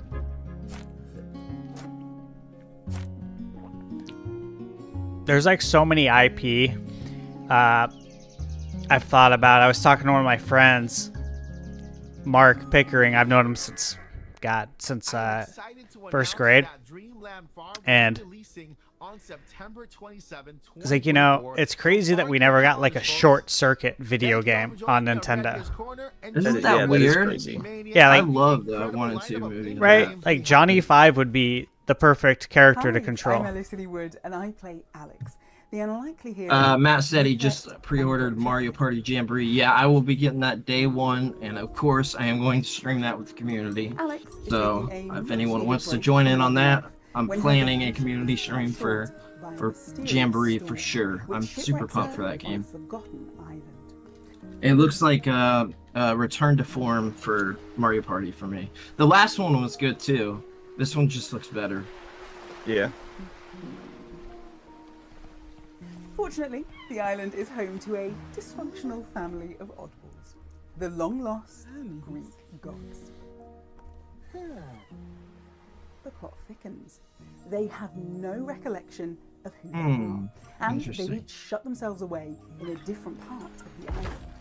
So, it's up to you to save the gods. Explore the island, make new friends, return their memories, and solve the mystery of their lost identity. There's a nice color palette on this game. Yeah. Yeah, for sure. That's a little weird though, right there in the underwear. Well, it's supposed to be Hermes. Yeah. We can't wait to welcome you to the shores of I don't know if that's later this year. I don't know what that means. Oh, I get it, because okay. From like Greek mythology, right? Yeah. Yeah. Never mind. I'm an idiot. Arminius betrayed us. 30,000 lie dead in these accursed woods. How you survived is unclear.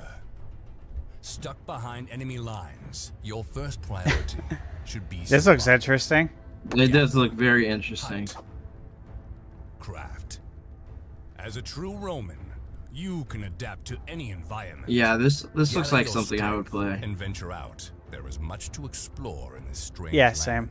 Save your fellow legionnaires. Or in return, Roman era we'll survival help you gather simulator. resources and join you in battle. Yeah. Beware the barbarians. These are still their lands. Fight those you must, and exploit the greed of those you can. This forest is strange. Something here is not right. But you need not face it alone. Other brave legionnaires like you roam these woods. Together, uncover the We really need to get secrets, more tame these lands. of these limited Now companies go putting out Xbox and titles restore the too. honor of the lost It legions. irks me. Interesting. That game looks pretty cool. It does look really cool. World premiere gameplay. Let's go. Ooh. Hey there, I'm Felix. And I'm Jens. We're the co-founders of Tarok Interactive. What you see is pre-alpha gameplay of Lost Legions, our multiplayer open-world survival game where you step into the sandals of Roman survivors after the historic Battle of Teutoburg Forest.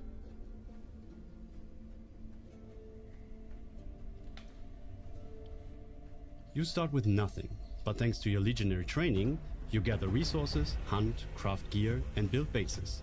It's the Roman version of Survival 101. You called it, Mark. I mean, it's just what it looks Yeah. like. Yep. That base camp right there reminds me of Red Dead 2. It does. That little We're not tent just set up any there. other survival game. We're focusing on 3 unique features: conquest, NPC management, and narrative. The barbarians camp is just across the river. You almost start rebuilding the bridge to it. Yeah, I agree, Cy Tyson. I think this has potential as well. Yeah, for sure. Oh, the Legion! Yeah, this is Looks not like really, something really we've cool. seen before. You'll also Matt Long said he has to go get an oil change. Me and my wife will also be playing the first day it comes out. Mr. Coffee said that this is crazy. It's an indie game. I kind of feel the same way because it doesn't really look. It doesn't look indie to me either. Is that a lot of work put into it for an indie game? Yep, for sure. The world of Lost Legions is divided into regions, each controlled by different villages and forts. You need to conquer these areas to gain strategic advantages. Everyone to arms! Let the fury of blood feed the soil!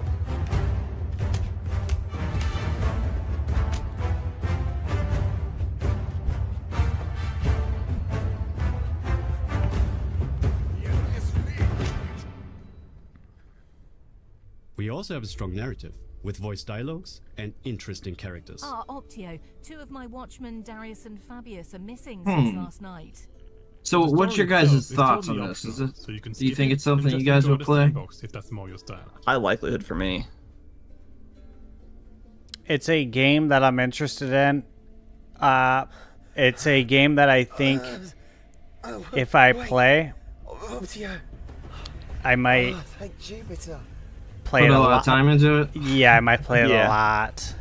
Especially if there's any kind of multiplayer component, would definitely add the amount of time you could put into this world. Yeah. Yeah, for sure. I'm with you on that.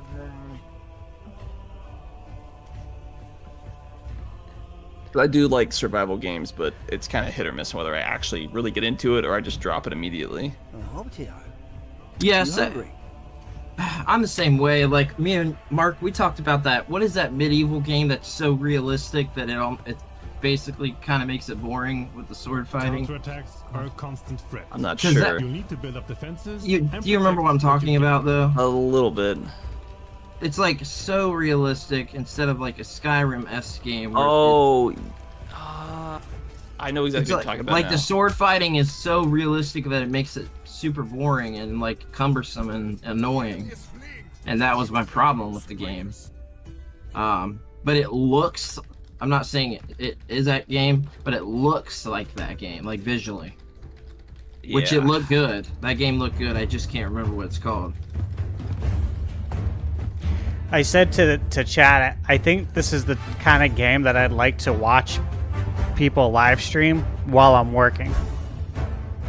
Yeah, that makes sense. Yeah. Oh, you're thinking of a Kingdom Come Deliverance. Yes, that's what I'm thinking of. Like, this would be fun to watch people play in the background. We're serious about because I like the idea of it, right? I mean, I like everything I'm seeing. I just know that, this is the same reason I never accepted an invite years ago to join like a group for World of Warcraft, because I'm like, I can't do that. You got a lot of hours into it. Yeah, exactly. Mr. Coffee said, I'd give it 5 hours. If it grabs me, I'd definitely play it longer. And then he also said For Honor is like that, with the realism, I guess. Oh, yeah. But that's like strictly like a multiplayer game. Oh, I didn't see you there. Greetings, fellow gamers and enthusiasts. Mike, you're being a silly willy. Your neighborhood The Philly, you Philly Willy. Silly Willy. Behold, the magnificent, the stupendous, the absolutely Oh my gosh, that is so beautiful. First It's four-figure dope. statue. And guess what? working away. Make sure you guys enter these giveaways. But 3 of these bad boys. Oh, 3, Yes, cool. You heard me right. Wow. Yeah, I'd love to see That's someone the one get I've this. been wanting. That's the one I've been wanting, the Mario and Yoshi. I've had my eyeball on that for a long time. Indie man, how do I get my hands on these statues? Well, that's easy as pie. Which, by the way, I'm a little hungry. To enter, all you have to do is subscribe to the brand new IndieMania YouTube channel and give us a follow on X, although I like to call it Twitter. And while you're at it, go give first 4 figures a follow on their social media to say thank you. So, what are you waiting for? Get subscribing, get following, and get ready to win one of these amazing statues. And remember, Great with great responsibility. indie comes great responsibility To have fun. to have fun. Indie man. Hey, just want to shout out everybody coming in the TikTok. a Appreciate you journey. coming hang out. Get ready for another amazing game coming your way. Hey, thanks Cats for Nelson for becoming a channel member. Appreciate it a lot. Thanks so much.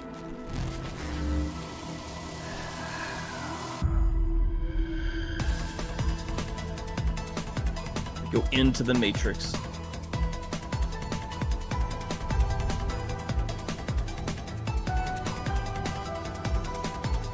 Oh, thank you, Daniel, for gifting the membership to Cats for Nelson. Appreciate that.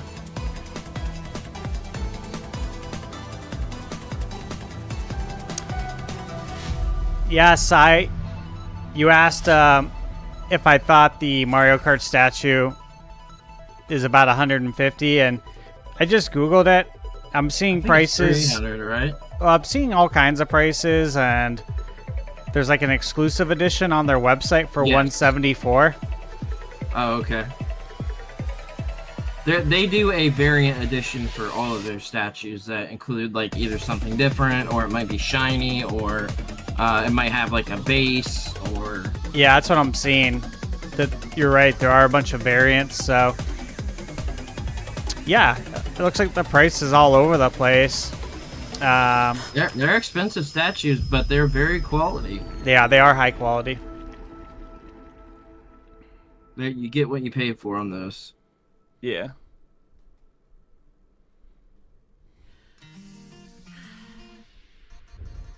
Ever since I woke up in this place, I've been trying to understand what I'm supposed to do.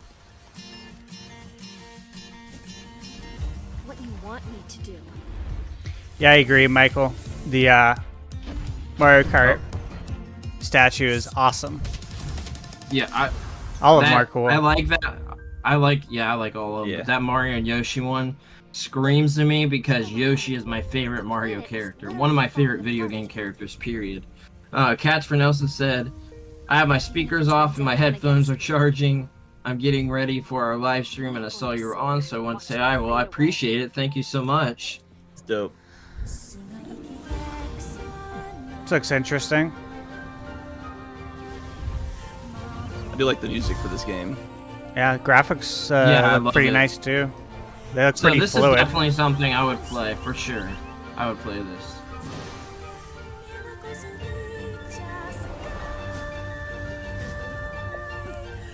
Yep. Mark, this seems like something you would probably like too, right? Probably, yeah. All it has to have is Japanese music, and you're good to go. And I there's know that's what it is. and an anime girl. The music just reminded me of the of Nier and Nier Automata, as far as the It music. does a little bit, yeah. That's a good point. It's just the first one that came to my mind when I heard it. Yeah.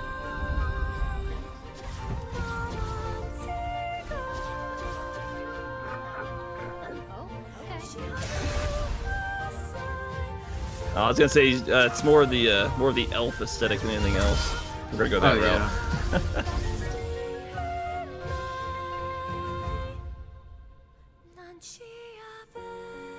Interesting. That looks cool. Yeah, looks very cool.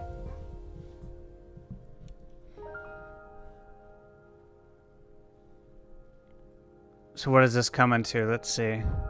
It's on Steam, and they've got a demo out for that game as well. Oh, right nice. now. But it's got no release window. It's just to be announced. Okay, thank you. I'm team responsible for game design and code. It's very quiet again. Oh yeah, I just realized it's like super quiet. Tiny Backpack is a cozy inventory management puzzle with a cute fantasy story. I've got it turned up and gain a lot. Battles, quests were in the past, and all you have to do is organizing your loot in your backpack.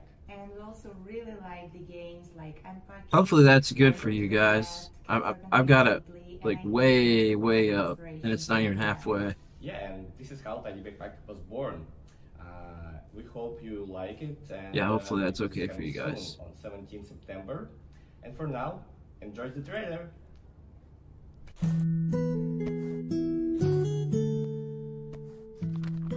Cool.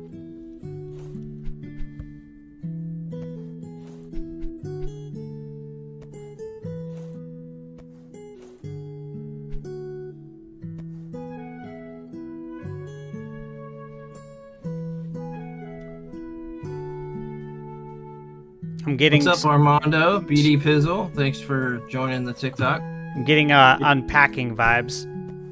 Yeah, it's like the old, like some old RPG inventory management. Yep. Because what did Morrowind have an inventory system like this? Am I misremembering that?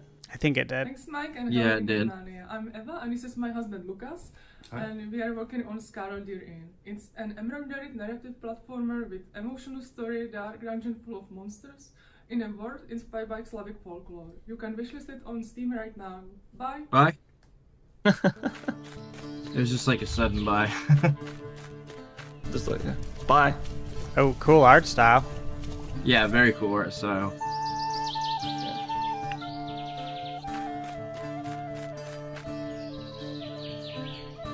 Yeah.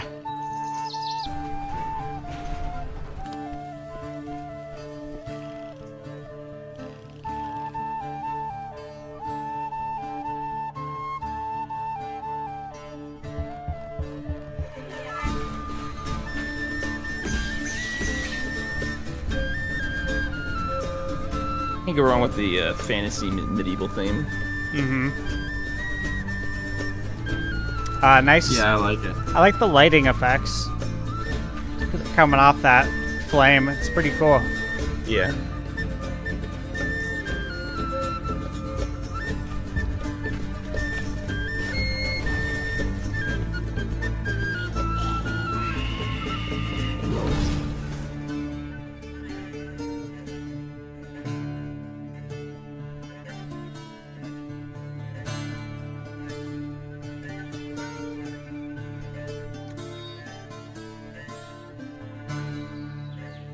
Interesting. Very interesting. Engaging experience. Up next, we have another fantastic game.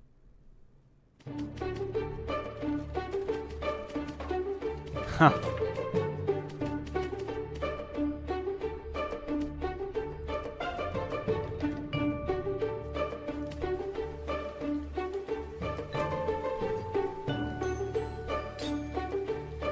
This looks cool, man. This looks like something I would play. Yeah, this is very interesting. Like a little mechanical spider. Yeah.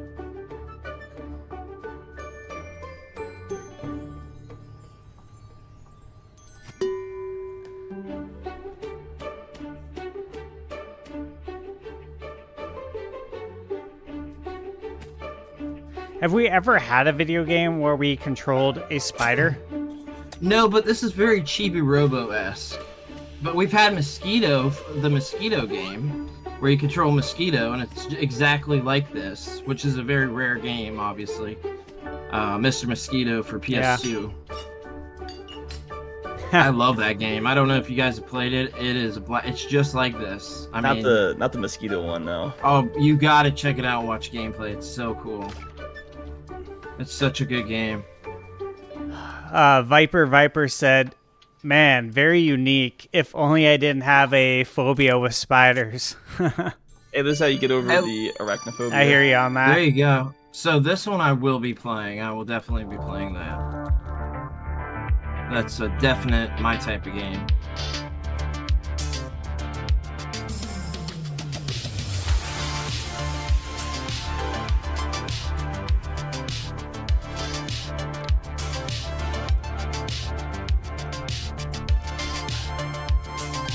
60% off.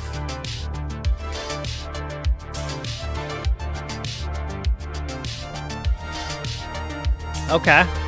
That's dope. That is cool. I'm gonna check that out. Yeah, for sure. Amazing game coming your way.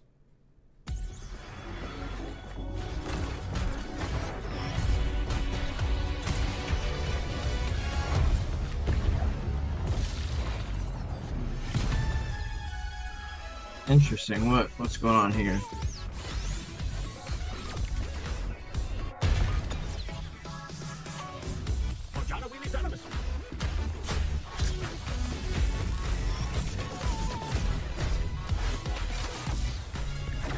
It's just, man, I was trying to think of what this reminded me of, but nothing's coming to mind. No, there is something it reminds me of, but I Yeah, can't no. think of it. Like that character looks exactly like a character I have pictured in my mind, but I can't think of what game it is. Looks like the character from Solar Ash, kind of. Yeah, but that's not the one I'm thinking of, but that is true as well. I didn't think about that. Mr. Coffee said they look like kind of like Ghost in the Shell tanks, talking about that. There's a spider game on PS1 called Spider, and it's not a bad side-scroller action game. And also, there's a game on the Wii where you can play as like a tarantula. It's a fighting game where you can play as like a tarantula, as like a snake, as like a scorpion.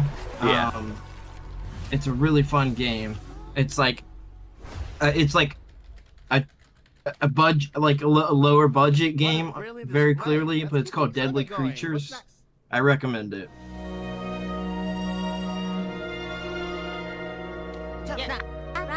Very cool.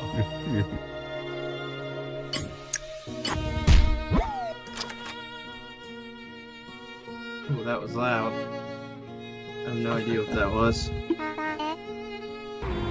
Something loud just came out. I think somebody followed or something on Facebook.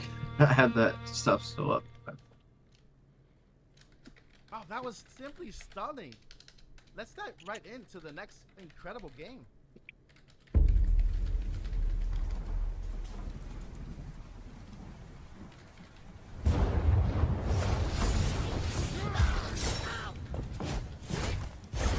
Looks cool. Oh yeah, it does.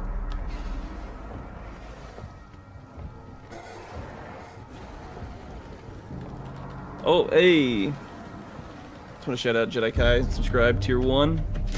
2 months over on the Twitch. Definitely appreciate it. Awesome. Thank you so much, Jedi.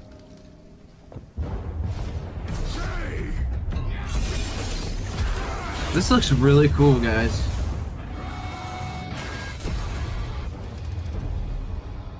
It's a... That does look cool. Yeah, it's a fighting game. No, it's not a fighting game, I would say. It's like a That hack looks and like it. slash. Yeah, yeah, I guess.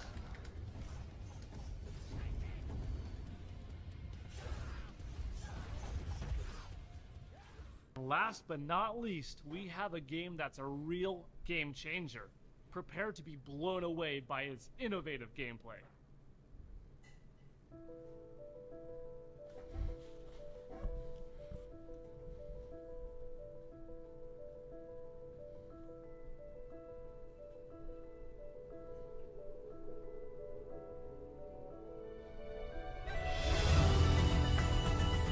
Ooh. I like the pixel art in a 3D world. Me too. Yeah, I love that style. Cool animation. I like this.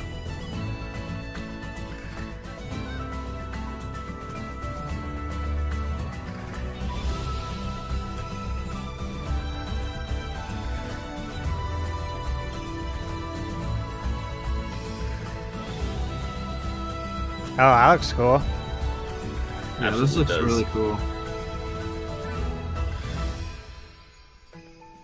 Eartha?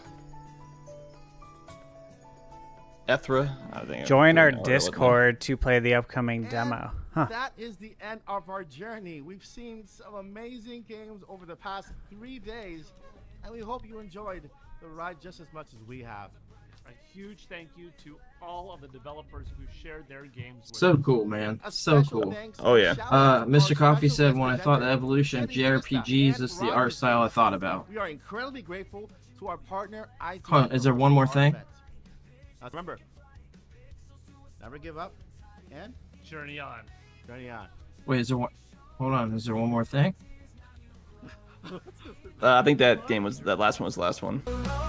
Well, they always do that like one more thing in like direct, so I was wondering if they were gonna do it. I think they're just doing some shoutouts. That was really cool, man. That was definitely awesome. Oh yeah, it was absolutely. Well, there you go, guys. A lot of fun. So what's everybody's really overall cool. thoughts?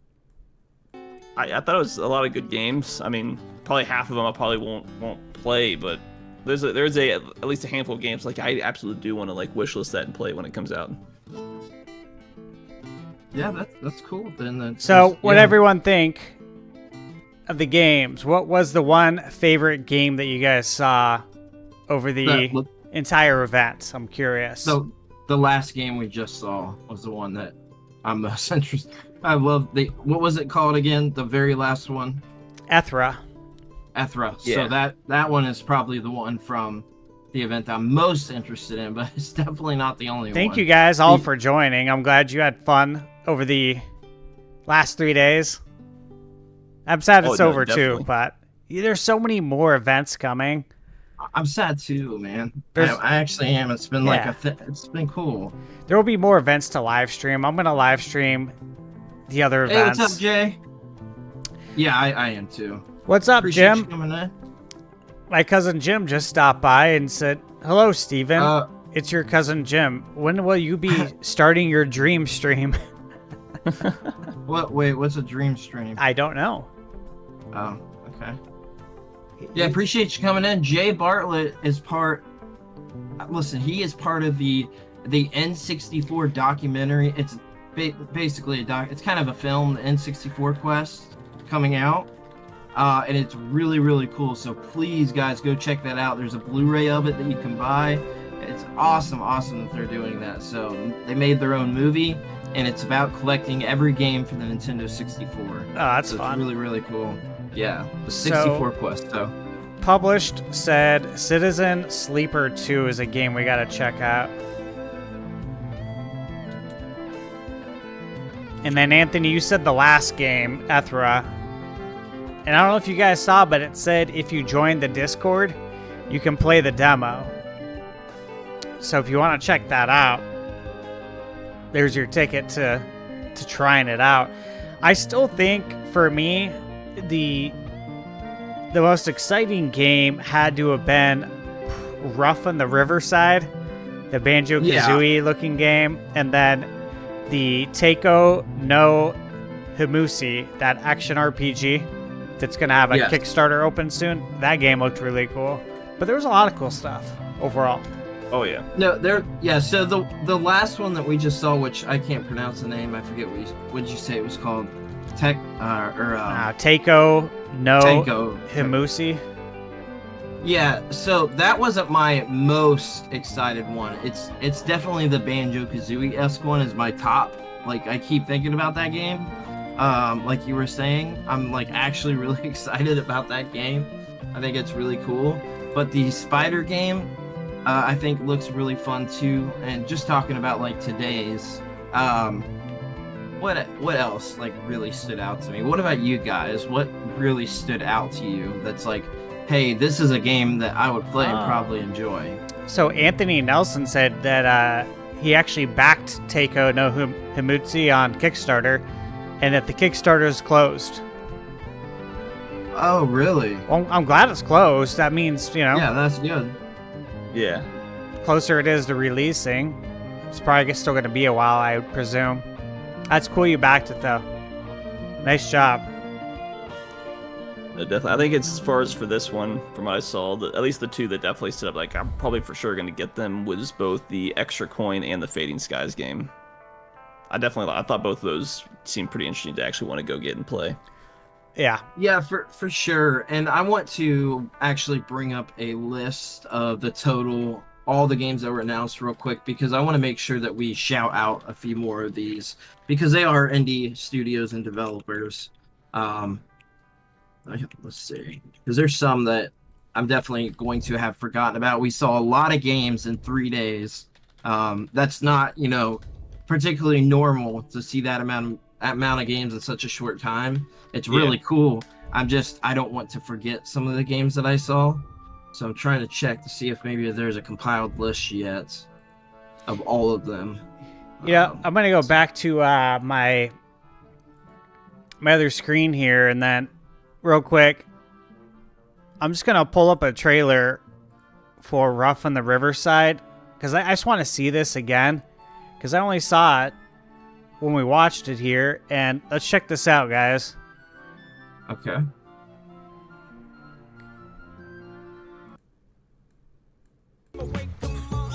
Yeah, I can. If you're doing that, I can grab one real quick too. Yeah, this looks crazy. Did you already start it? Yeah, I just started it. The art style is just nuts. What's up, Nintendo Prime? What's up? Welcome. So outside of the art style, I really like the animation. The mechanics look cool because obviously that was water. And now he's turned it into ice so he can traverse across the water. This looks like there's more to it than just a basic platformer. Yeah, I was gonna say I gotta let Nate know I'm wearing my Sony headphones, I'm wearing my Sony hat, and my Sony glasses. Oh, what's up, everybody? What's up, guys? I think Nate's chat just rated. Oh, wow. Oh, that's dope. Thank you.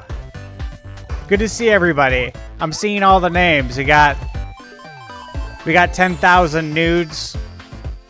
We got the Tall Show. We got Alan Roby. We got Demonic Brawler. Paul Gale. This is everyone. Hey, this is nice. Everybody from the Nintendo Byte podcast. Wow, awesome. That is dope. Yeah, do we got anybody shout out over on the Twitch side for you, Mark? No, I already did. Welcome. We're just checking out this Rough on the Riverside trailer again. Yeah, I was gonna pull that up. You already started it though, so I'm going to do a different one, and I'm going to pull up.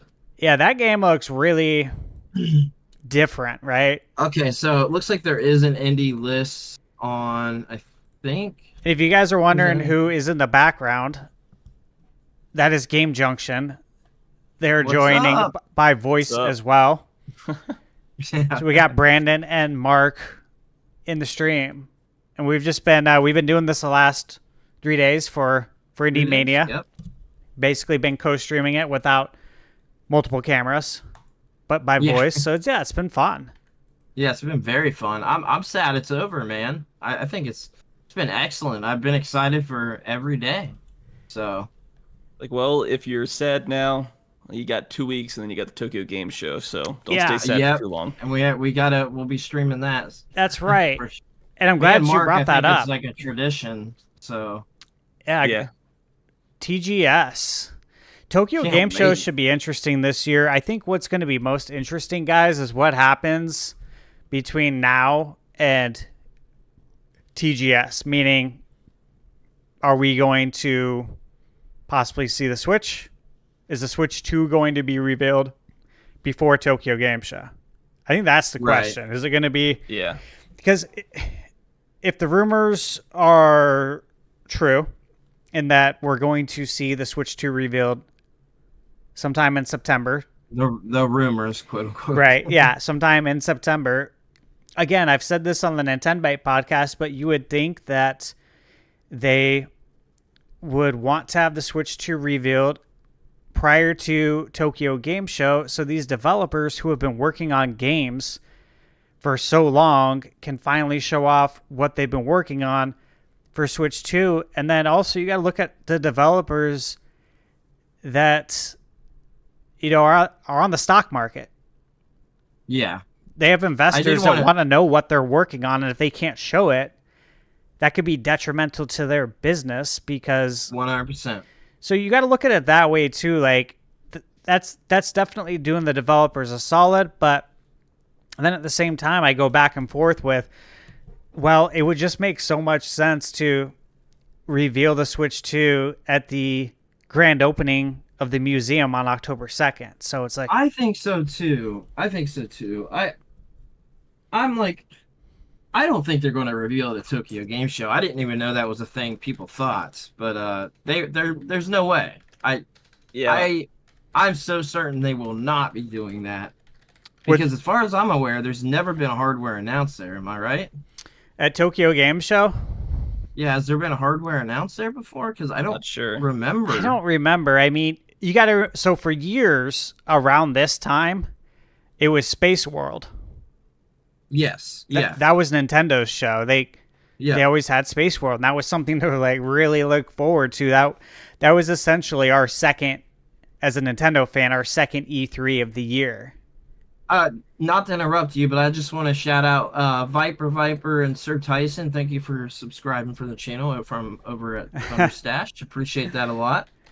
Yep, good old Space World. Everyone remembers the... I love watching the videos of Space World. The Legend of Zelda demo. Yeah. How about you remember the Mario one where there's like 500 Marios or something Super crazy Mario. on the screen? Yeah, Super Mario 128. Yeah, 128. That's what it is. Yep. Yeah, because, we're all wondering about the sequel, of course, at that time to Mario 64. And so they showed off the tech demo of Mario 128, which, of course, we never got that. What we eventually got was Super Mario Sunshine, which, was completely different from Mario 64 as far as the mechanics, right? Still an enjoyable game, but it'll be interesting because this is the thing that I always point out, right? In that the Nintendo Museum was supposed to open in March, and then it got delayed due to building code, like the building code not being approved in time or something. But the museum was supposed to open in 2023, so that was the second delay. So it was supposed to be 2023. Then it was supposed to be March 2024, and then they said there was some sort of delay with getting the building code approved, but I don't buy that because here's what I look at. I personally, truly believe, and I think it will come out one day, that the Switch 2 was supposed to come out this year and that it was internally delayed. I 100% buy that. I believe it. It would make sense for the Switch 2 to come out this year, given how long the system also has been on the market. So it makes sense, right? And so if the museum would have opened in March like it was supposed to, and the Switch 2 was supposed to come out like it was supposed to later this year, March is the third month in the year.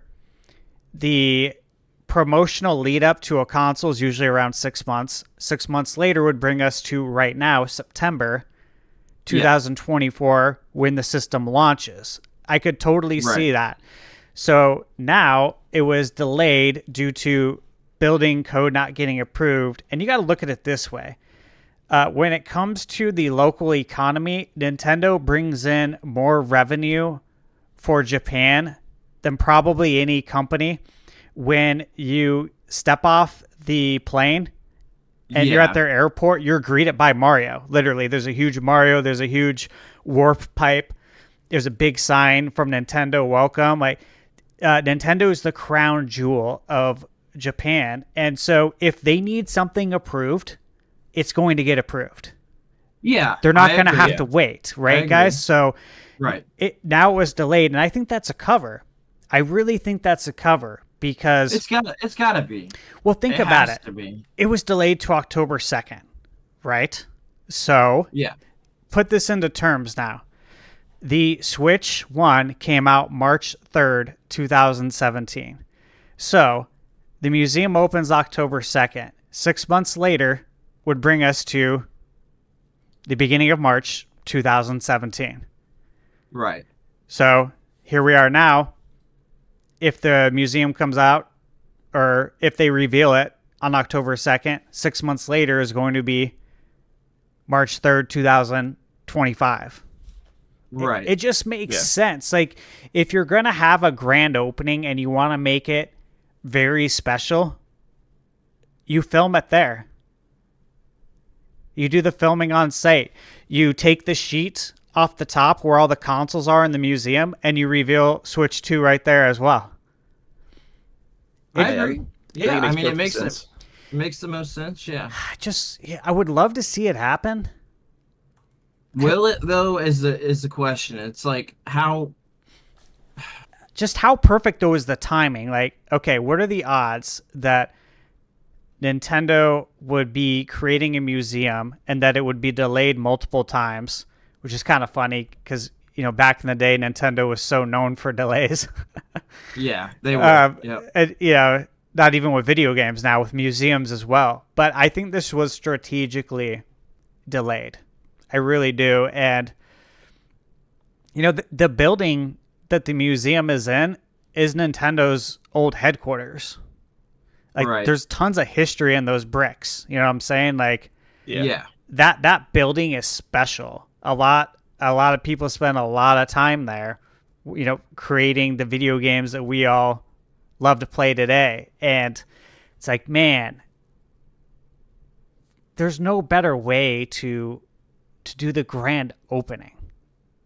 I agree. I think that first of all, the Nintendo Museum is very important. It's a very important thing, and I am an advocate for preservation, museums, and in displaying this stuff to the public where they can display things that are crazy, like the 64DD and things like that were, you know, obviously, even in Japan, it was a flop. It was, you know, it just didn't do well. There wasn't much for it. Well, that's because we didn't get Euro Zelda. Yeah.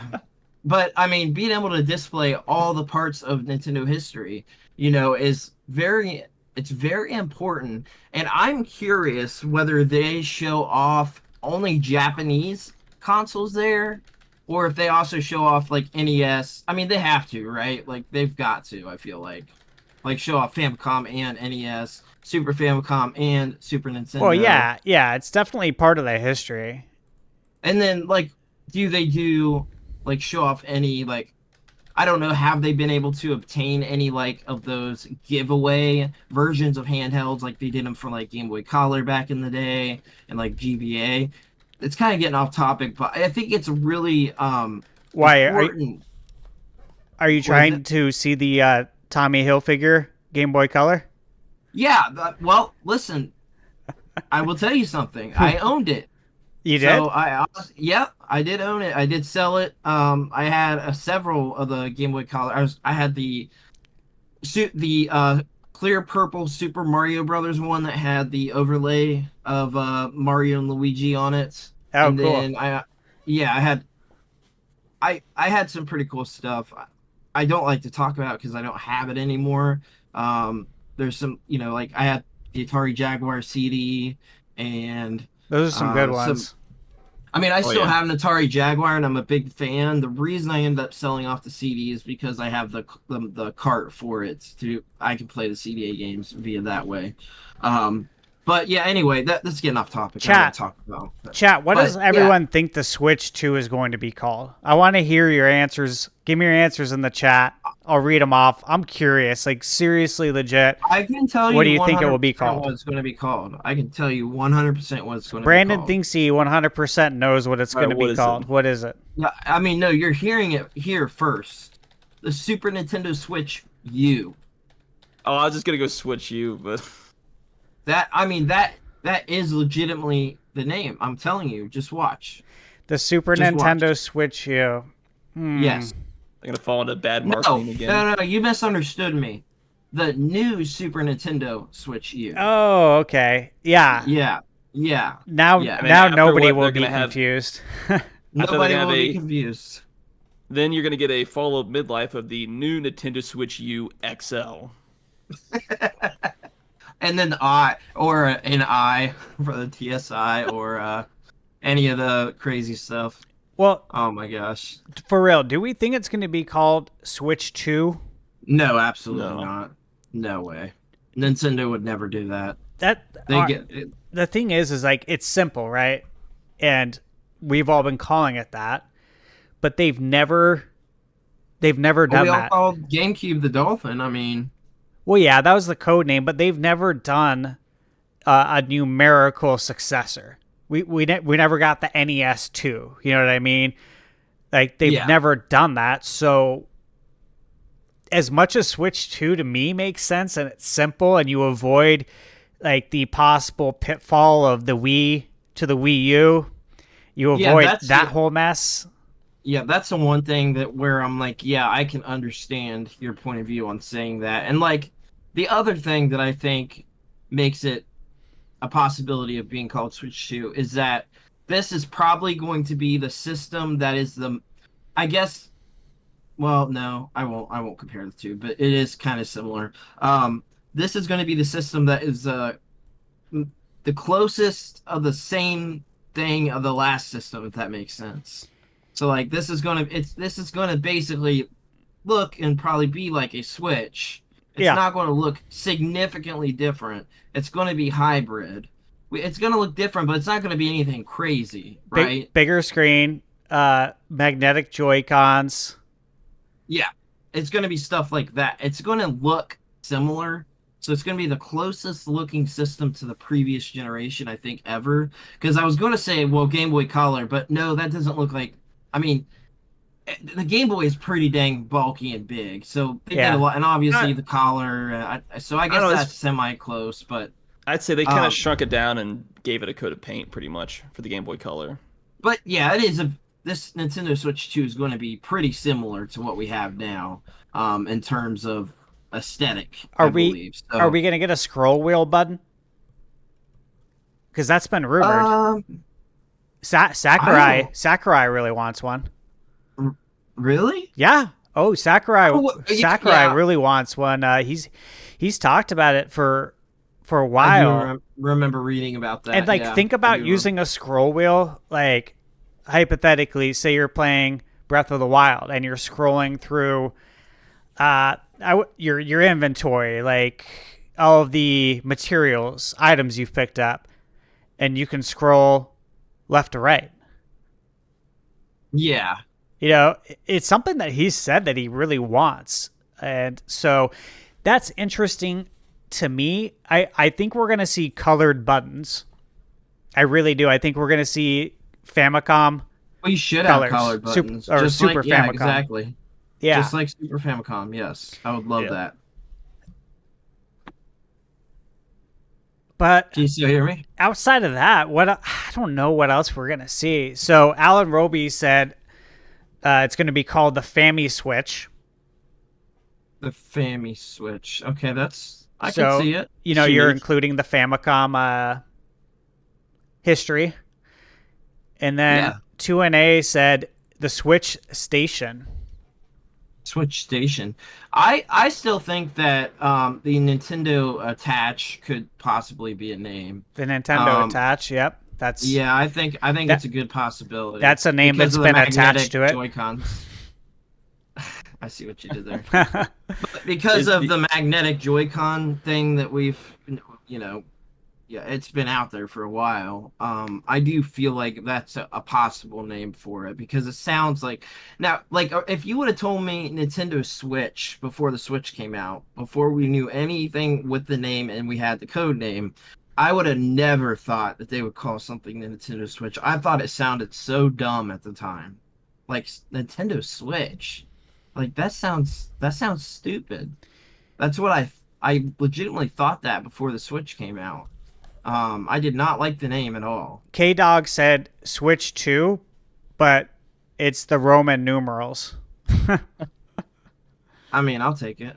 Yeah, why not the Switch Boy? Yeah. Then you get the Switch Boy Color.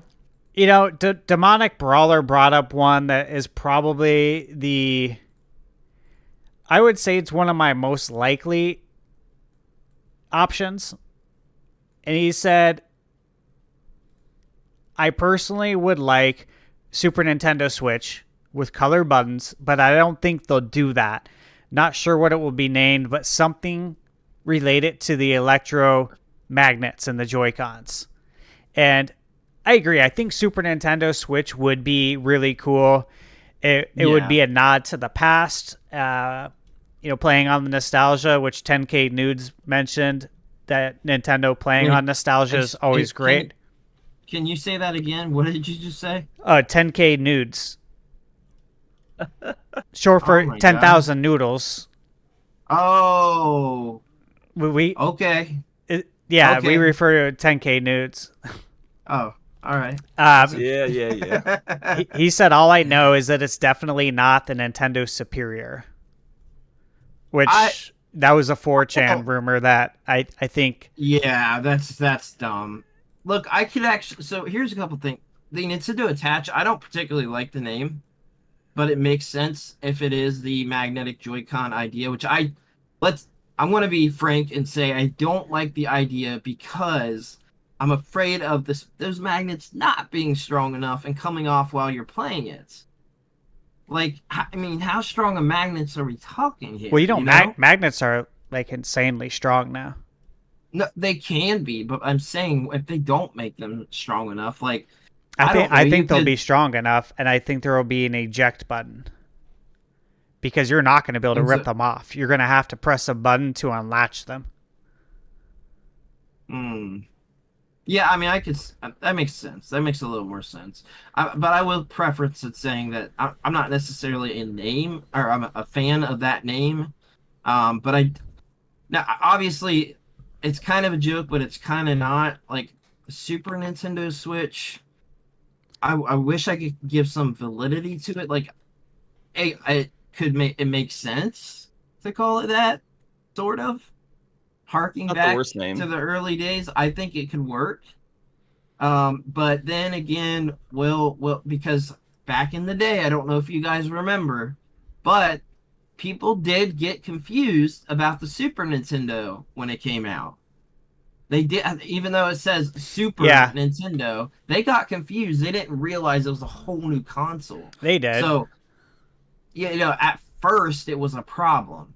So, but obviously it didn't last long, but that happened with the Wii U the entire generation, unfortunately, and I love that console. So, it was the name itself. Like, I think the Wii U would have sold had the name been something different. I think it would have sold a heck of a lot more. It would have. It would have, because I know people that ask me. Gamer system. Yeah, people ask me if the Wii U was an accessory. They're like, is it like a balance board accessory or something? Like, no, it's a completely new console. Like, this is the new Wii. They're like, really? Like, for real? Yeah, yep. Like, I mean, yeah. You talk about that. People text and ask me stuff like that too in the family that want to know stuff about gaming. Demonic Brawler said Nintendo Infinity with infinite possibilities. I like the tagline, but I like the tagline too. Yeah, it's really good. Infinite possibilities. That's a really good tagline. Hold L2 to drift and R to aim. I mean, it's only a matter of time. It's September 14th. We got Echoes of Wisdom coming out on the 26th. And then Tokyo Game Show, is that the 26th as well? Yeah, so we'll have to cover that again together, because that's going to be a really, really fun one. I love watching the Tokyo Game Show and covering that. That's a really fun one. Yeah, we should. It'll be interesting, because it's like, do you want to announce the Switch 2 before Zelda and before Tokyo Game Show, or is it going to be after? I want to look up to see what time it is. So I have it planned ahead of time.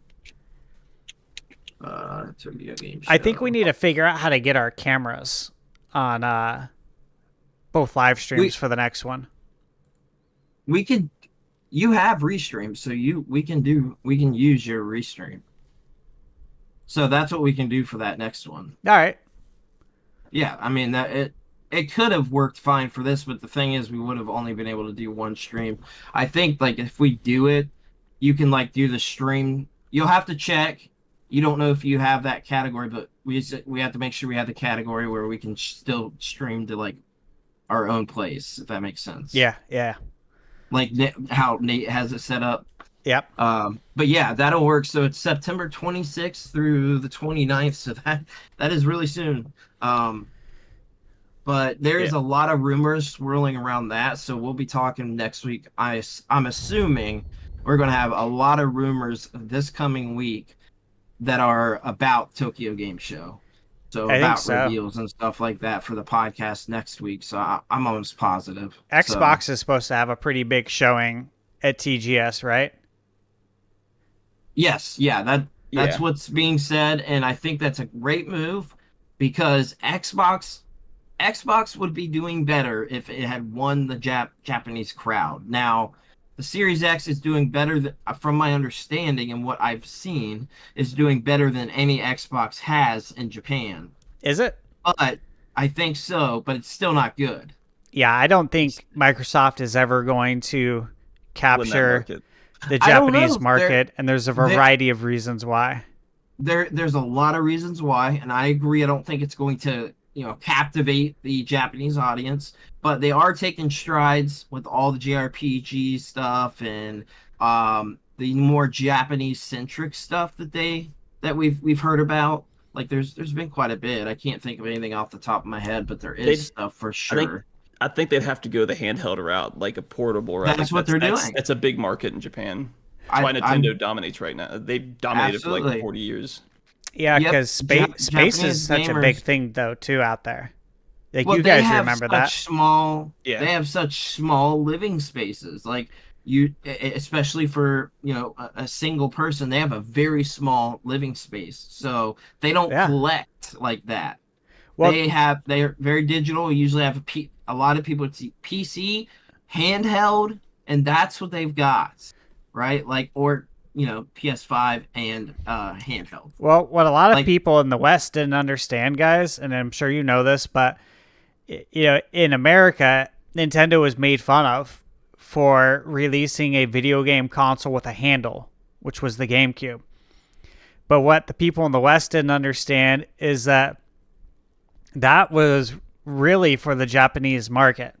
They made a very small cube-like console so it could easily fit within your house and be transported from room to room. Meanwhile, Xbox comes out with their console and it's a behemoth. The original Xbox is huge. And so the Japanese people were like we don't even have room for that. Even if we wanted it, we don't have room for this.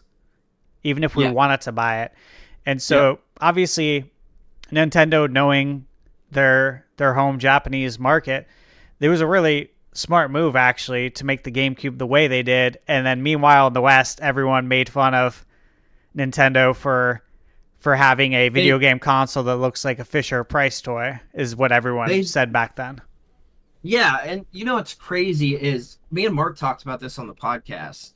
I didn't know until probably, I knew way later on, but I didn't know during the time that GameCube didn't sell good at all, because for us, and we talked about the whole, place to place and how it's different everywhere.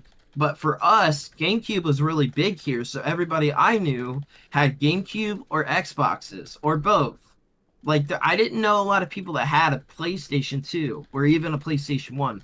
I got one.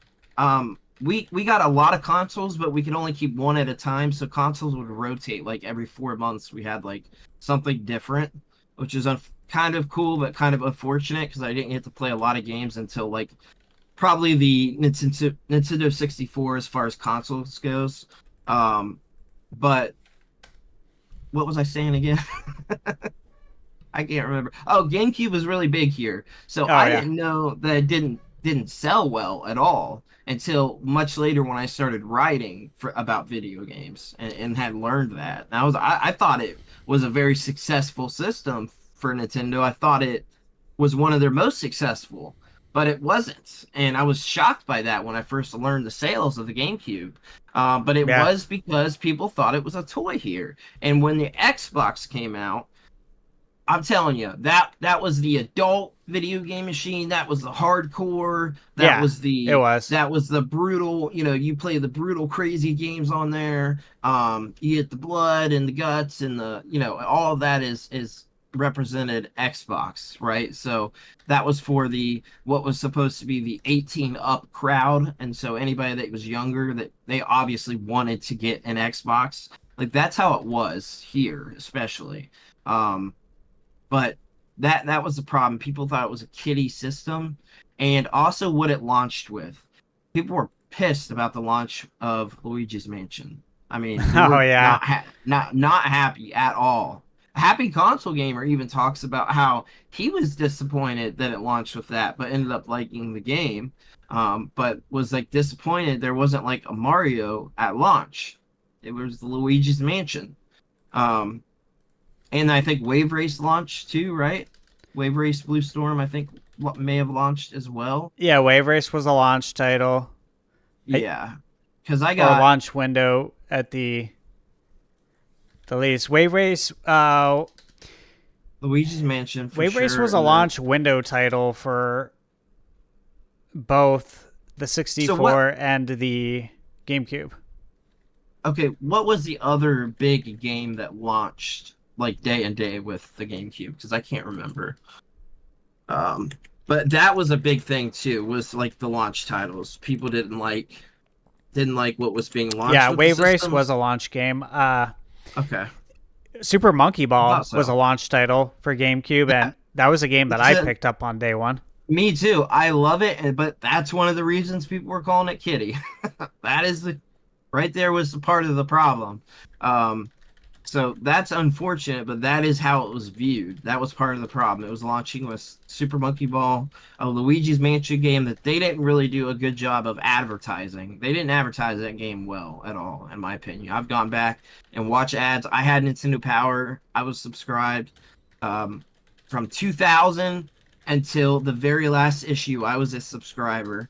So like I was reading up on Luigi's Mansion coming up, everything coming up with the GameCube, and like people, there's some mixed emotions even from Nintendo fans with the GameCube.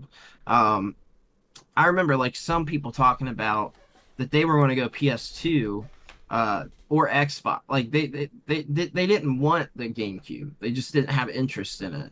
They're like, if there's no mainline Pokemon titles coming to it or something like that, they didn't care. I think a lot of people only got it for Smash Brothers. Yeah. I know a lot of people that literally only got the GameCube for Smash Brothers, and that is it. Well, that's the only reason. 10K Nudes just said he got his GameCube late. He said he got his with Smash Brothers, so there you go. Yeah, I think a lot of people did buy it for Smash. I remember I was in high school, and a lot of people were getting ready to like buy the GameCube and were asking me, hey, what other games should I buy? Because I'm totally picking it up for Smash, but what games have come out that you'd recommend? And I remember a lot of people were asking me about which games to get, and I remember telling everybody to get Super Monkey Ball. That game was so much fun. Man. It was so much fun. Have you played the latest one by chance? The latest, no, but I recommend it. I'll be picking it up. I'm gonna wait for that one to go on sale. It's on sale for $40 right now. I just saw it at Walmart yesterday on sale. So. That'll probably be a Black Friday pickup.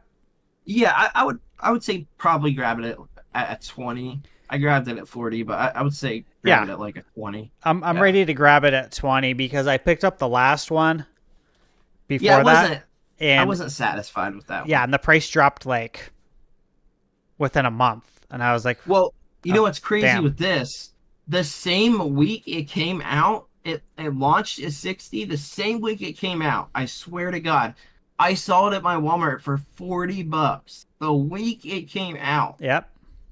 Isn't that crazy? Yeah, it is. Like, that's insane to me, man. We got a couple other Switch 2 name guesses. We got Nintendo Fusion, but with a Z. So the Fusion is spelled Fuzin. And then we got Nintendo Friction. I love Super Monkey Ball, man. It was so much fun. Have you played the latest one by chance? The latest, no, but I've I don't know about the friction one. Well, I don't know if they know about it. Demonic Brawler put a LOL at the end. He also said, Demonic Brawler said that he bought his GameCube back in the day for Resident Evil 4. And remember, that was part of the Capcom 5. The 5 exclusive Capcom titles that definitely ended up coming to PS2. Yeah, such a lie. One of the biggest lies in gaming history. So it was Resident Evil 4's Beautiful Joe. Killer 7. Okay, ask 2 questions. So first of all, what's your favorite console? And also ask Mr. Stash his favorite JRPG. Favorite JRPG for me? Yeah, that's what they were asking you, your favorite JRPG and what our favorite consoles are. Look, I could give you a favorite JRPG a different day of the week, a different one every day. I'll give you like a top 5, but this could change, okay? Earthbound. That's a top for me, too. Chrono Trigger. Best of all time. Yeah, possibly the GOAT. I really love Final Fantasy 3, or as you'd call it, we call it 6, 3, 6 over in Japan, 3 here. The one for Super Nintendo. Please tell me you played the DS remake. Yes. Oh, so good. So freaking good, man. I would have to say Final Fantasy 7. I adore that game, and I guess that would include the remake as well. And then I'll jump over to a different series. I'm going to jump over to Dragon Quest now, and Dragon Quest 12S was so good. That was an amazing experience. I platinumed the game on PlayStation. That's how much I enjoyed it. I did the post-game stuff. There's a lot of good post-game challenges, like some crazy boss fights, and that was a great game. So, those are 5 off the top of my head that I could say that are very special to me. I really enjoyed them. Super Mario RPG as well. Love that game. We've got another question that kind of goes along with some of the videos that you've been doing, but Content Streaming Co. asked, what about the best Castlevania and also Resident Evil? Okay, you want the best Castlevania? So let me give you 2 answers. I'll give you the best linear Castlevania and the best Metroidvania. For me, the best linear is Rondo of Blood, and it's going to be the Rondo of Blood that is on the, what is it called? The Castlevania Requiem collection, the one that was on TurboGrafx CD and the PC Engine CD in Japan. Yes, so good. That version. So the original version, that has the best soundtrack of all the linear Castlevania games, in my opinion. And then for the Metroidvania, I still got to go with the 1997 classic Symphony of the Night. The DS games are fantastic. I love them. The GBA games as well.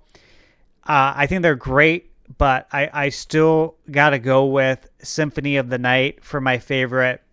You can't go wrong there. Metroidvania, Castlevania. Yeah, so I mean, Symphony of the Night on that. That's a good one. Yeah, I mean, I think for me, Resident Evil, it's got to probably be... Oh, this is a tough one. I am going to say Resident Evil Deadly Silence, which is a remake for the DS of the original Resident Evil game. I think it's really, really good. Nobody talks about it. Unfortunately, now it's a very expensive game. But it was an awesome game, and I got it at launch, and I loved it. I thought it was... I mean, it took problems that the first Resident Evil game had and fixed them on the DS, and it still looks like Resident Evil. It very much still kept that aesthetic and looks just mildly better graphic-wise, but it played very well. and just was a really fun remake of the first Resident Evil before we got the GameCube remake. And then I think Castlevania, it's got to be. I go back and forth between Dawn of Sorrow and Portrait of Ruin, but I think I'm probably going to say Portrait of Ruin. Is probably my favorite Castlevania, but it's hard. I love Symphony of the Night too. Very tough one. But I think you can't go wrong with any of the GBA or DS games at all. So you can kind of pick and choose there. Like a lot of them kind of the GBA games kind of blur together. They're very similar, but they're all very good. Some they do different stuff, but they do kind of blur together a bit for me. But I think that's the case for me. Mr. Coffee said everyone seems to forget about Phantasy Star 2, 3, and 4. I definitely don't forget about Phantasy Star. Not me. Phantasy Star Online was fun on the Dreamcast. I rented Phantasy Star 2 back in the day, and I had to rent it 3 times. Because I had trouble with it and it took a while. It's not a rental type game. But no, I love Phantasy Star. I love Ys. I'm a big fan of all those classic JRPGs. Dragon Quest, Dragon Warrior, Final Fantasy, of course. And I love RPGs and JRPGs are like my true love of video games. Like that's what made me fall in love with video games. There was like a couple of games all kind of together that really did that for me at different points in time where I just would like re-fall in love with gaming. I mean, when Pokemon Red came out, that was one point. When Ocarina of Time on the 64 came out, that was one point. But going back, when I played Zelda on the NES, though, that was also a point for me. So I think those were like the 3 big major points in playing video games for me that are stuck in my head forever and have made me love and why those are my favorites. Those are still my favorite series of all time. And I don't want to forget Mega Man 2 as well, because Mega Man, Zelda, Pokemon are my 3 favorite series of all time. Depending on the day, they're interchangeable to me. I plan to revisit the Mega Man games. Oh, please do. And please definitely check out the Game Boy games, because those get so overlooked and are very fun. And based on what you played and talking with you, I think you would enjoy them very much. So you're saying the Battle Network games, or no, the Mega Man 1 through 5. Oh, on Game Boy. That's also on NSO. Yes. Yeah. Yeah. I was shocked when they added those because they just get so overlooked, man. But there's also nobody talks about these games either. Mega Man Extreme 1 and 2 on the Game Boy Color. They're excellent Mega Man X games. I remember those. Yeah. Very good games. I'll put it this way. I'm a bit of a Mega Man historian. I have been captivated by the story of Mega Man for a very long time because it's a very complicated, convoluted story, especially when you count in everything, things like Legends, and then what about the cartoon? There's storylines where that fits into a particular it's like the Zelda. It's sort of like the Zelda timeline a little bit, because there's continuity there, but there's splits in the timeline where they go into a different space and it's a different thing. So Battle Network is in the straight continuity timeline of the regular Mega Man games, like the original Mega Man games. Then X and Zero go together. But things split off. It's weird. It's a very weird timeline. I don't know if I ever told this before, but one of the coolest things that's ever happened to me that I've done with a video game company is Capcom USA. I compiled the list. I believe it was for 2000. I want to say it was for 2007. I compiled the list for every single Mega Man game that had ever been released, and this included things like the Tiger handhelds, the DOS games, all the weird stuff, right? There was a lot of these weird, obscure, Korean releases that came out, very weird stuff. And it was because they were trying to claim the series that had the most entries of any video game series ever, which it did. It had the most entries of any video game series ever. There was, at that point in time, of course, that's no longer the case. We don't get Mega Man games anymore. But at that point in time, there are more Mega Man games than any other franchise. And so I have my name in that Gamers Edition Guinness Book of World Records for compiling that list. And they sent out a big box of goodies for me. And they sent out Mega Man Star Force. They sent out all the versions of it. They sent out Phoenix. Hold on. What's the name of it? Heck on it. The attorney, Harvey Birdman, the attorney game for Wii. Oh, they sent me out that. Phoenix Wright? No, not Phoenix Wright. No, it was Harvey Birdman. I think was his name, right? Yeah, he had like a detective. It was like a detective type game. It was basically Phoenix Wright. I'll have to look it up. Harvey Birdman Ace Chronicles, I think it was called. Let's see, Harvey Birdman. Yeah, so our last Mega Man game was 2018. Was our last like new entry, not counting the like Battle Network collection. So yeah, it came out October 2018. So we're looking at 6 years. I wonder how much longer it's going to be till we get one. Well, I mean, I wouldn't be surprised if it's much longer because they just don't care. They don't seem to care about the series anymore. They don't seem to think that it sells enough for them to put out games. They're fine with the collections because it's minimal effort, to compile the games. Well, plus they just hire, another developer to port it like M2 or something. Yeah, exactly. So I don't know. I mean, I thought Mega Man 11 was great. The big Mega Man fans that I know, like the super ones, like Rob Man from Happy Console Gamer, he's one of my good friends, and he loves Mega Man. He loved it. Well, he thought it was great. Listen to this, guys. I just looked up the Mega Man 11 sales. It says Capcom confirmed on September 30th, 2022, that it had sold over 1.6 million copies, becoming the highest-selling game in the Mega Man franchise. So now tell me, why have we not got a new Mega Man if this is the highest-selling one? Like, again, as a publicly shared company, you have to do what's best for your shareholders. Yes. And making money and releasing another game in the Mega Man franchise, it clearly is what's best if this is the best-selling one of all time. That's wild. I did not know that, and that makes no sense. I wonder if there is... They've got to have something in the works then, right? You would think that they'd have to. You'd think so. So I looked to go see, just to refresh my memory, 1987 was when Mega Man came out. So we're still 3 years away from the 40th anniversary.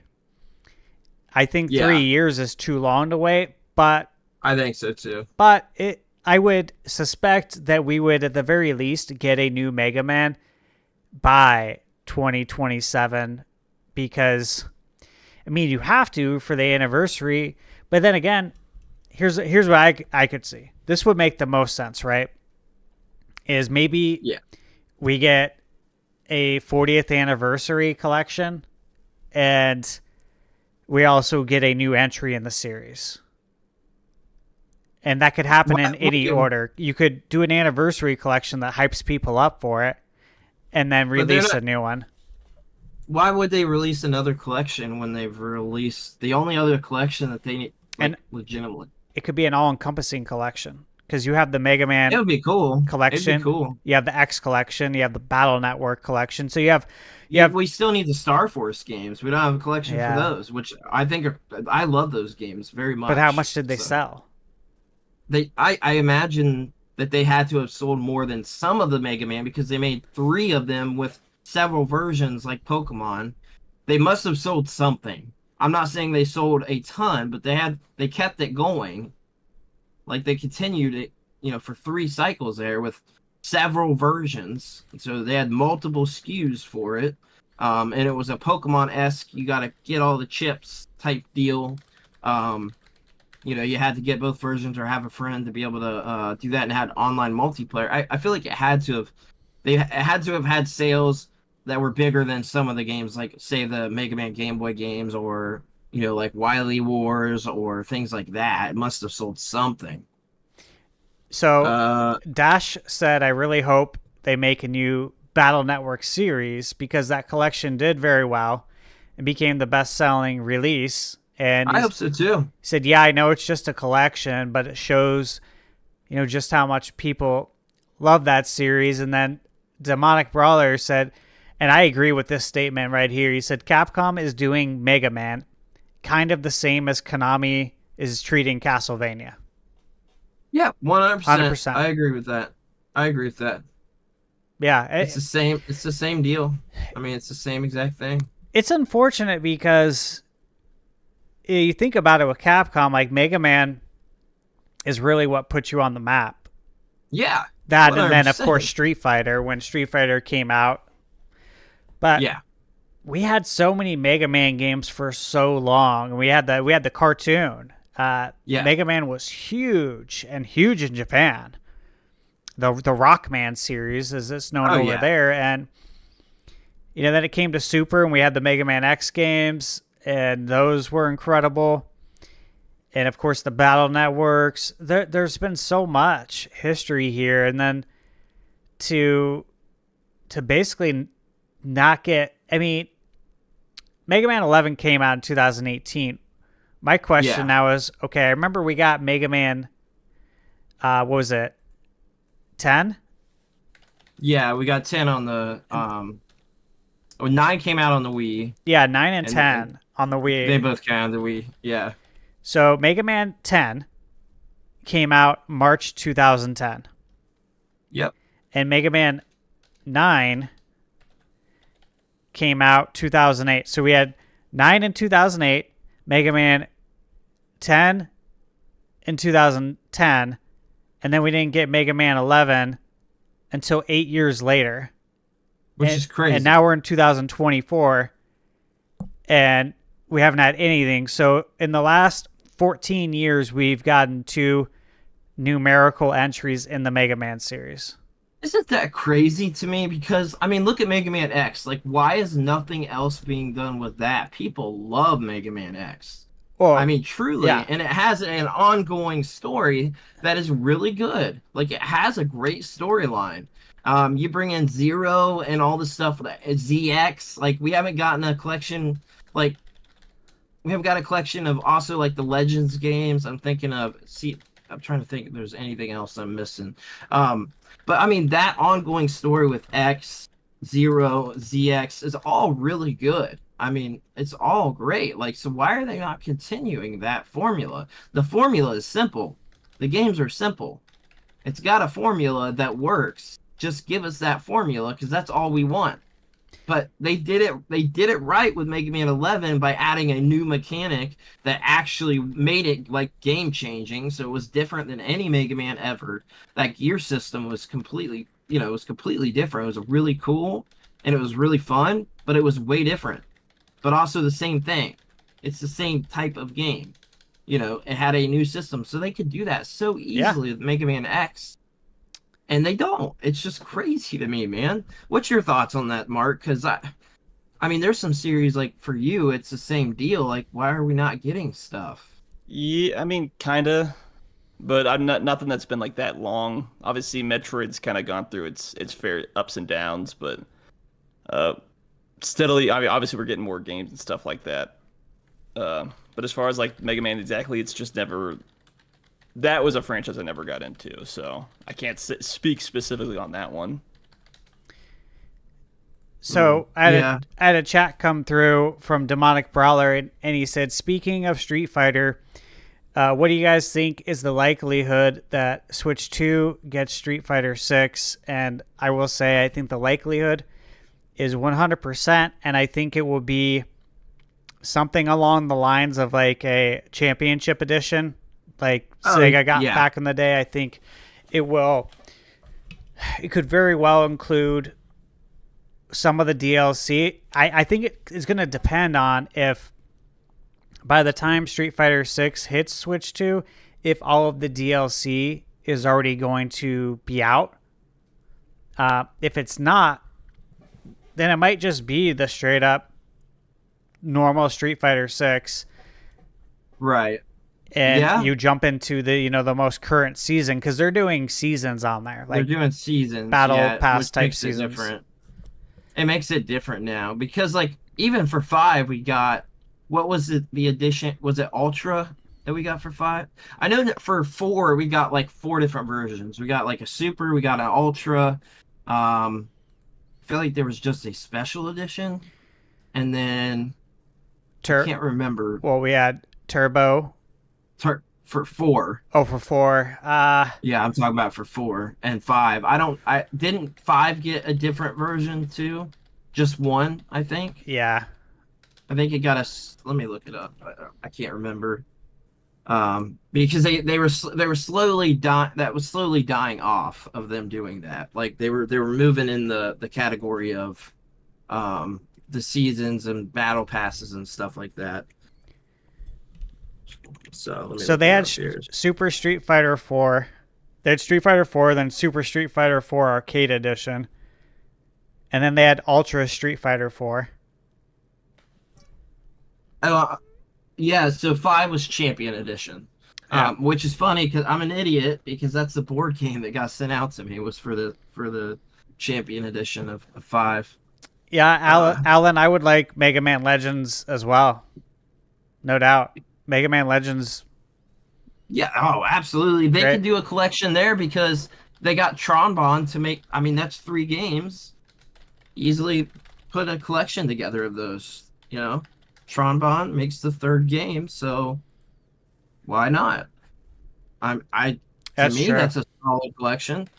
That's all the Legends, and they can throw something in there like some weird obscure Mega Man game, kind of like they did for the Castlevania collection, just like a random game that wasn't a DS game. They could do that to make like 4 games. So, but I mean, it's like, I don't know what goes through their head, but a Legends collection would absolutely sell. I can't be the only one that thinks that would absolutely sell. You'd think it would, at least with the older generation. People have been begging for that for so long. It's not even funny. I don't know how much the kids will like it, especially the graphics. Yeah. Well, they need to update the controls a little bit, but PS1 graphics don't hold up so well. They don't, but they hold up pretty decently for that game. I've gone back and I've played it on the PS1 specifically, and then I played it on the Japanese PSP version. I tell people all the time, I think 64 graphics for a lot of games hold up better than the PS1 does, because it had a lot of those weird sharp edges. Yeah. But Mega Man Legends holds up better than most PS1 games do. But yeah, it does. Yeah, I would love to. I'd love to just see them do something with Mega Man. Looks like we also got Gigi McGee was asking.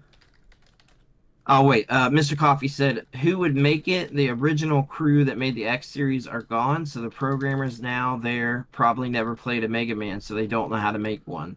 So that's a good point. I mean, that is a good point.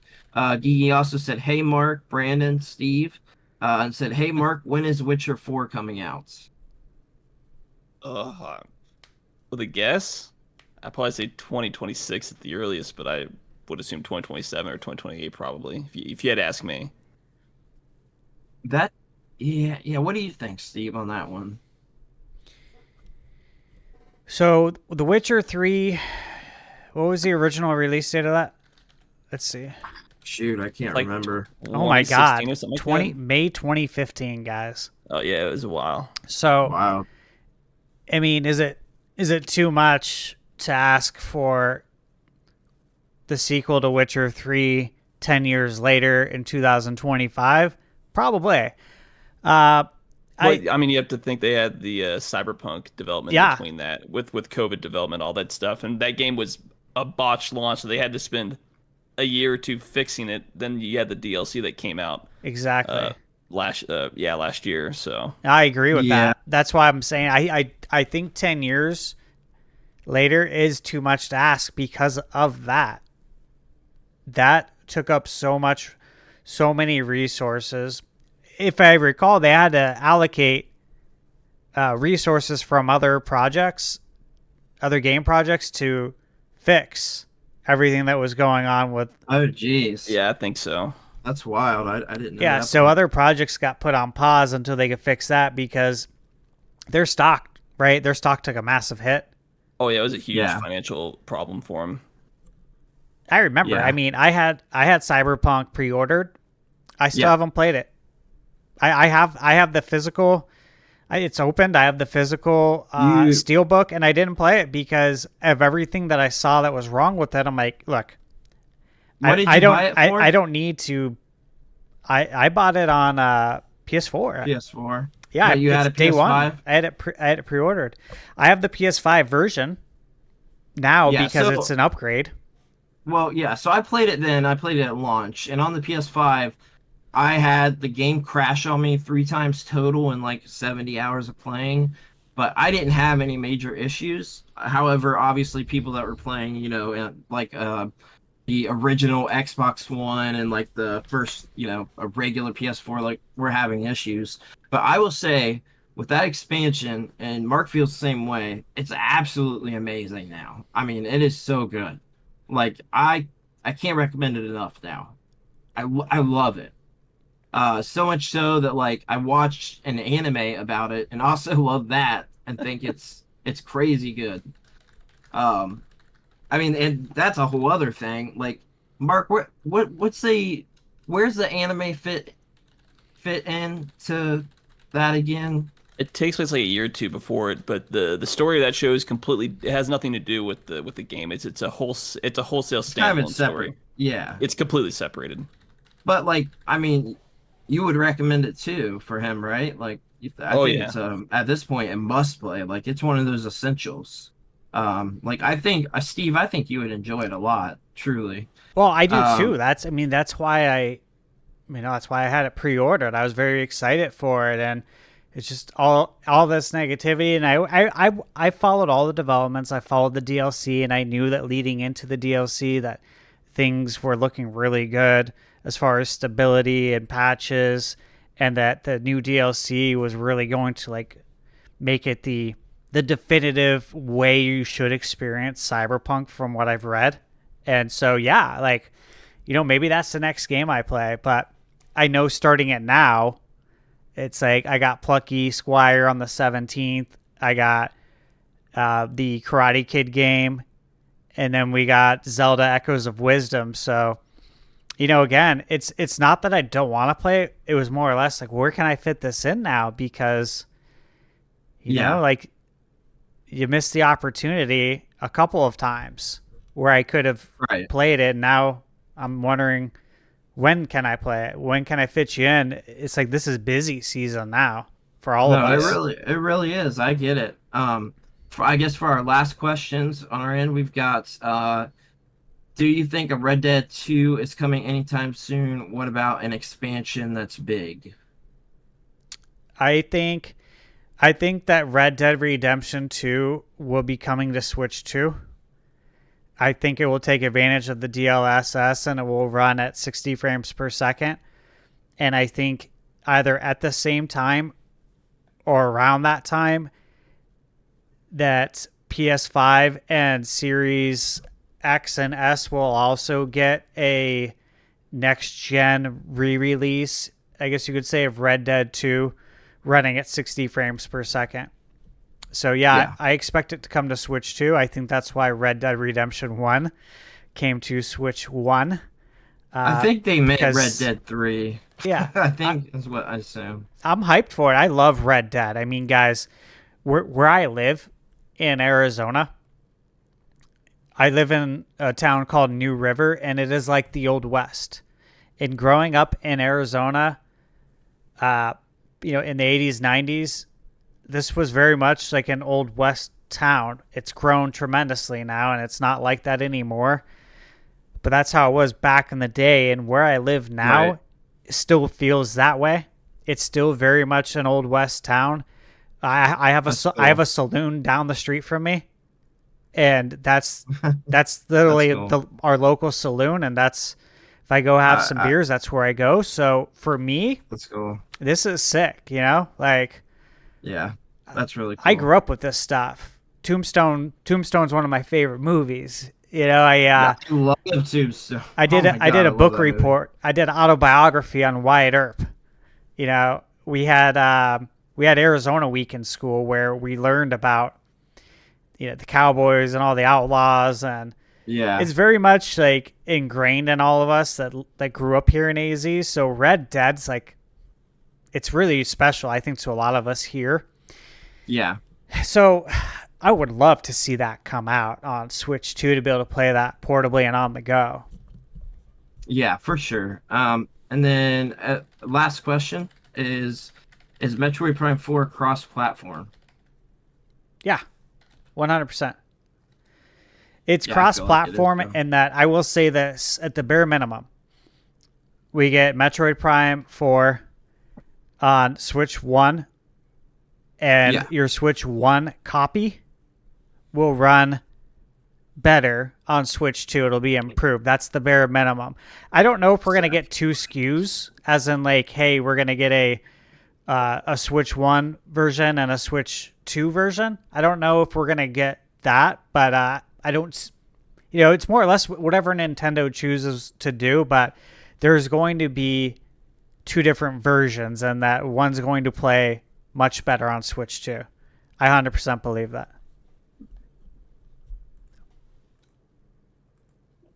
What do you think? No, I think you're 100%.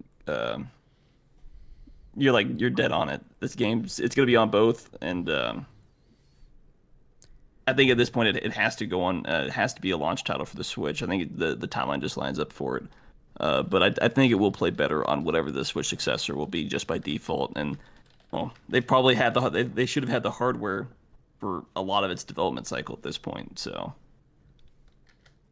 sorry, guys. For sure, I'm with you on that. And Demonic Brawler said he thinks Red Dead 3 is a few years away, but probably 2 or 3 years after GTA 6 comes out. And he said, plus I agree with ThunderStash. They will port a next-gen Red Dead Redemption 2, and they will update Red Dead Online, which I agree with that part because I didn't mention that. Yeah, for sure. And I forgot about that myself. Yeah, that makes sense.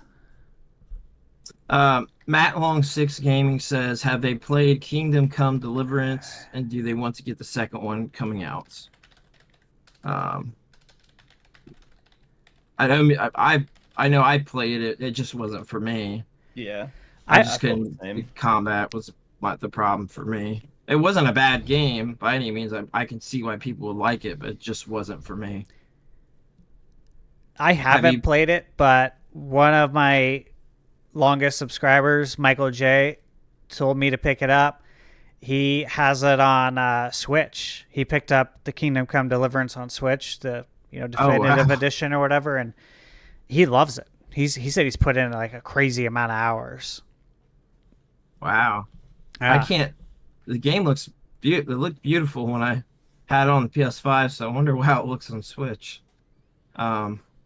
It's so realistic. It's like it doesn't feel like a video game.